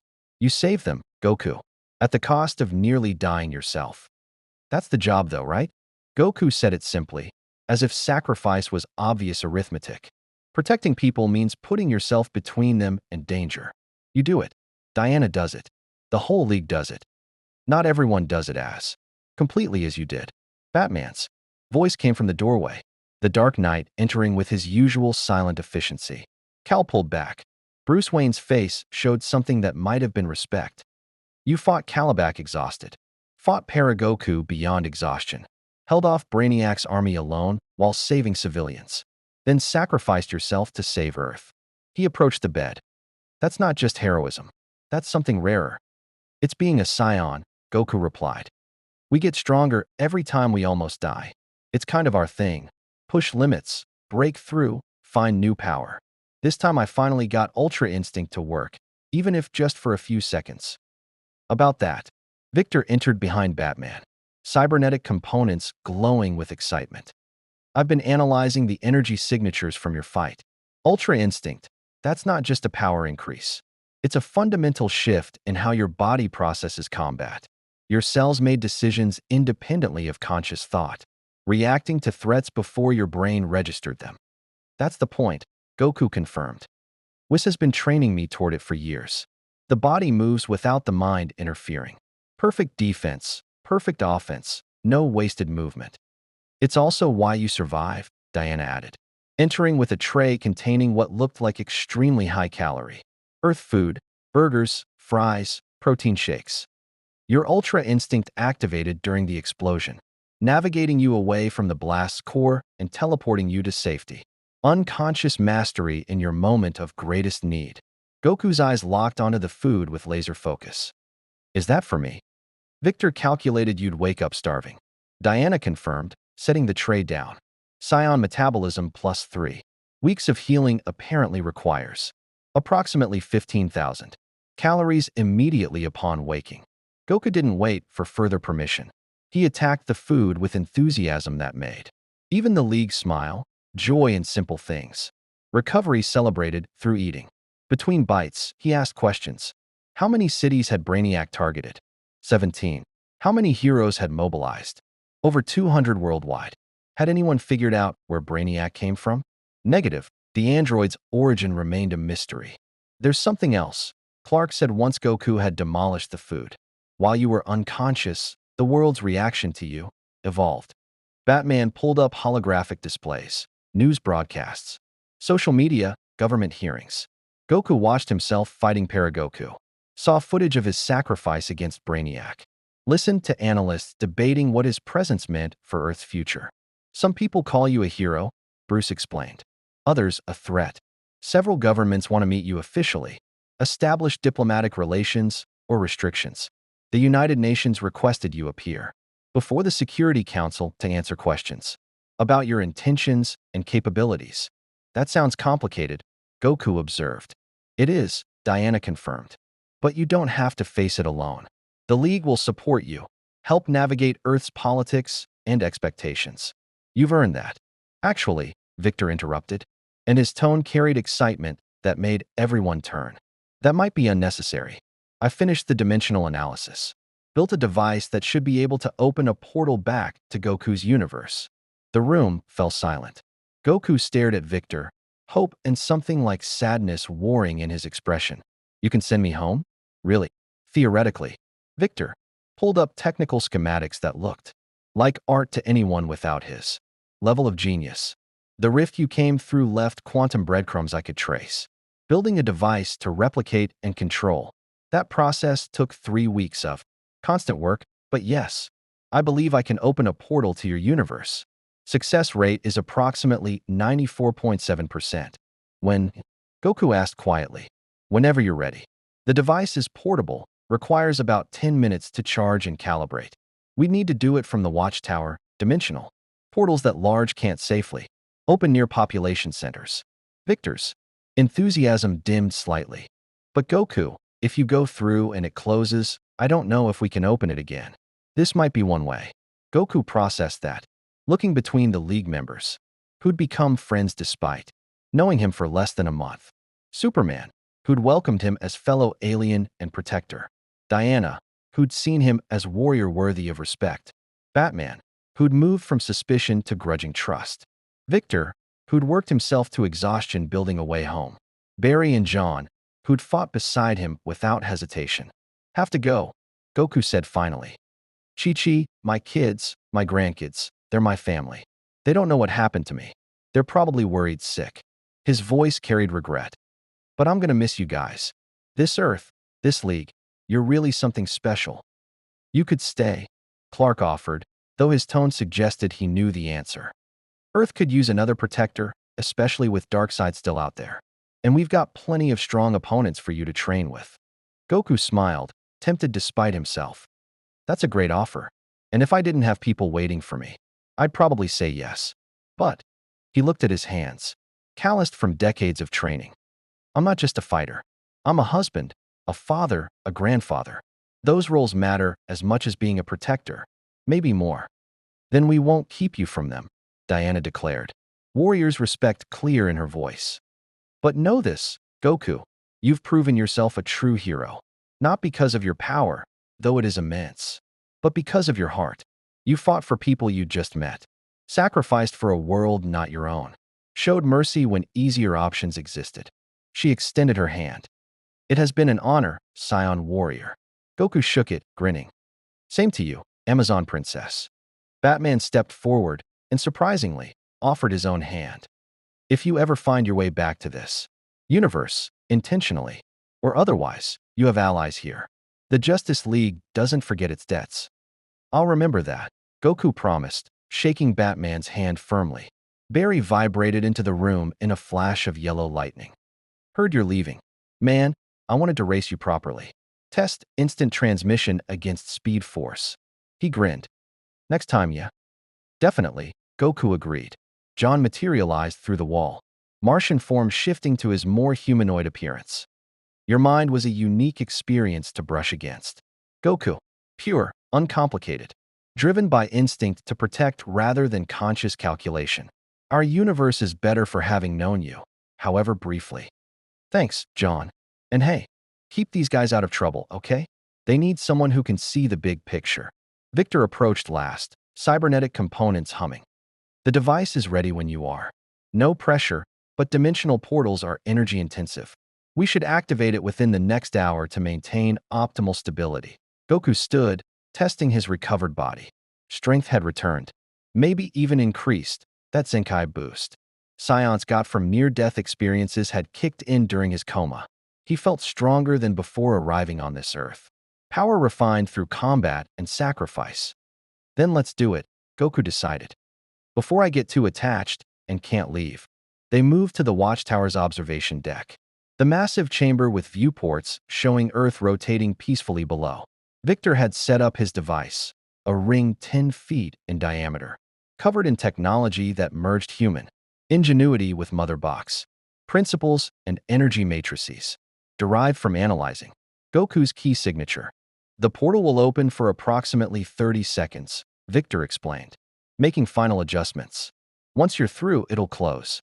And like I said, I don't know if we can reopen it. Understood. Goku turned to face the League one final time. These heroes who'd accepted him without hesitation, who'd fought beside him, who'd become something like family across dimensions. Thank you, all of you, for everything. Thank you, Superman replied, speaking for all of them, for showing us that heroism transcends universes, for reminding us why we do this, not for glory or recognition, but because protecting people matters more than anything. His voice carried emotion he rarely showed. Safe journey, Goku. And if your universe ever needs help, if you ever find a way back, the Justice League will be here. Victor activated the device. Energy surged through the ring, reality rippling as quantum mathematics forced space-time to bend. The portal opened, circular, stable, showing glimpses of a world beyond. Blue sky, green earth, familiar key signatures that made Goku's heart ache with recognition. Home. I'm going, Goku called, stepping toward the portal. Then he paused, looking back with his signature grin. And hey, if I ever learn to control dimensional travel, maybe I'll visit. We could have that proper sparring match, Clark. I'd like that, Superman replied, smiling despite the sadness of farewell. Goku took a breath, stepped through the portal, and vanished into light and possibilities. The aperture held for exactly 30 seconds as programmed, showing nothing but that other Earth sky. Then it collapsed, energy dissipating, the dimensional bridge severing. The observation deck fell quiet. 7 heroes stood watching. Empty space where a warrior from another universe had disappeared, leaving behind memories, inspiration, and the knowledge that somewhere across the infinite multiverse, allies existed who'd stand against darkness without hesitation. He'll be fine, Diana said quietly, breaking the silence. Warriors like him always find their way. I know. Superman turned from the viewport, cape settling around him. But Earth's going to miss him. I'm going to miss him. Then we honor his example, Batman stated, practical even in sentiment. We protect Earth the way he protected it, completely, without reservation, remembering that every life matters. He headed toward the exit. And we prepare. Darkseid is still out there. Brainiac's backup systems might have survived. New threats will emerge. They always do, Barry agreed. Yellow lightning crackling as he prepared to return to Central City. But we'll face them, together, like we did with Goku. The League dispersed, returning to their cities, their duties, their endless vigil. Earth rotated below, unaware it had been home to a Scion warrior for 21 days of consciousness and sacrifice. Life continued, crime to be stopped, disasters to be prevented, hope to be maintained. But in the Hall of Justice, in a section dedicated to heroes who'd served Earth, a new hologram appeared. Goku in Super Saiyan 2 form, lightning dancing around him, that impossible grin on his face. Below it, a simple plaque. Son Goku, interdimensional ally, reminded us that heroism transcends universes, and that protecting people matters more than power. Honorary member of the Justice League, and far beyond Earth, in the dark spaces between dimensions where apocalypse festered, Darkseid watched the portal close through. Sensors that tracked dimensional anomalies. The Scion had escaped, returned to his origin universe. But dimensional barriers were not absolute. They could be breached, manipulated, exploited. Find his universe, Darkseid commanded his Furies. Map the dimensional coordinates. One day, we shall visit this Scion's home. And when we do, his eyes flared red with Omega energy. His world will learn what it means to defy Darkseid. But that was a threat for the future. For now, Earth breathed, humanity continued. And the Justice League stood watch over a world that had briefly hosted a hero from beyond the stars. Somewhere across dimensions, Goku landed in familiar gravity, surrounded by key signatures he'd know anywhere. Chi-Chi's concern, Gohan's relief, Goten's excitement, Vegeta's annoyed acknowledgement that yes, Kakarot had vanished for a month and obviously gotten into trouble. Goku, where have you been? Chi-Chi's voice could have cowed gods. Goku grinned, scratching the back of his head sheepishly. Funny story, actually. I kind of fell into another universe and met these heroes, called the Justice League, and fought this evil android named Brainiac in. You what?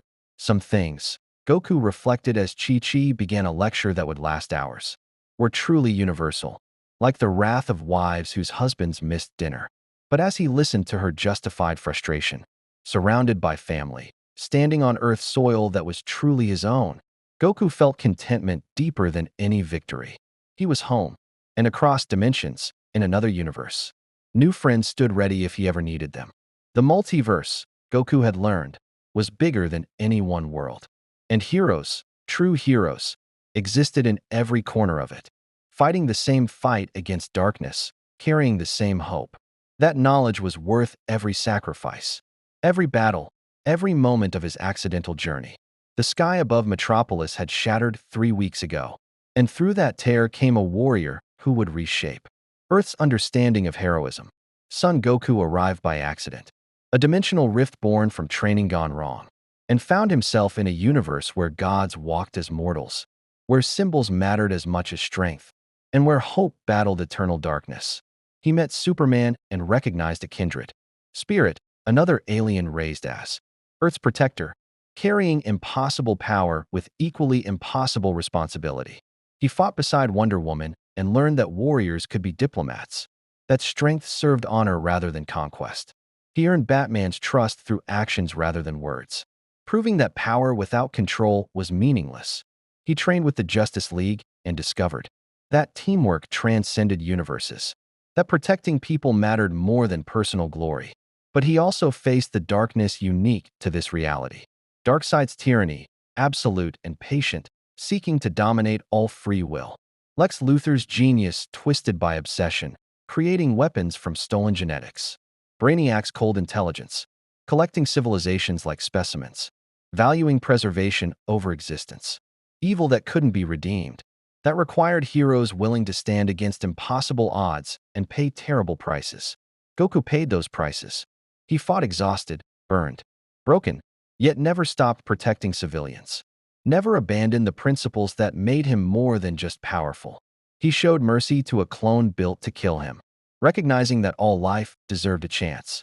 He sacrificed himself against Brainiac, teleporting a planet killer to space so billions could live. And in his darkest moment, pushed beyond every limit. His body achieved ultra instinct, perfect mastery born from perfect necessity.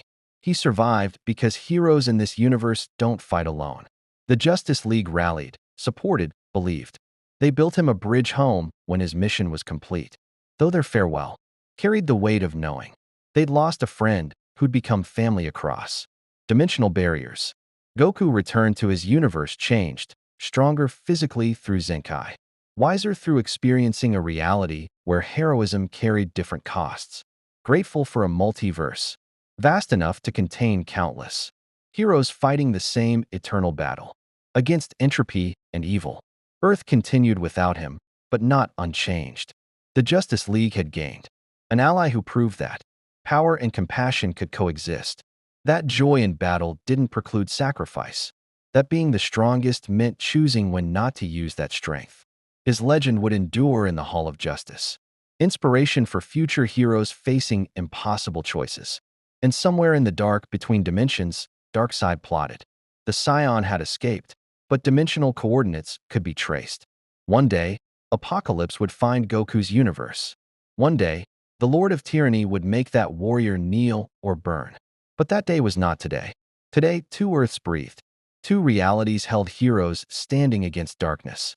And across the infinite multiverse, Son Goku and the Justice League knew that if crisis ever bridged their worlds again, they would stand together, warrior and symbol, Scion and Kryptonian. Joy and determination unified against entropy's cold mathematics. The sky above Metropolis had shattered. And through that wound came proof that hope transcends dimensions, that heroism speaks a universal language, that protecting people, whether your own world or another's, remains the highest calling any warrior can answer. Some threats can't be punched into submission. Some victories cost everything. But the fight continues, across universes, through generations, eternal as the darkness it opposes. And in that eternal struggle, heroes like Goku remind us why the battle matters.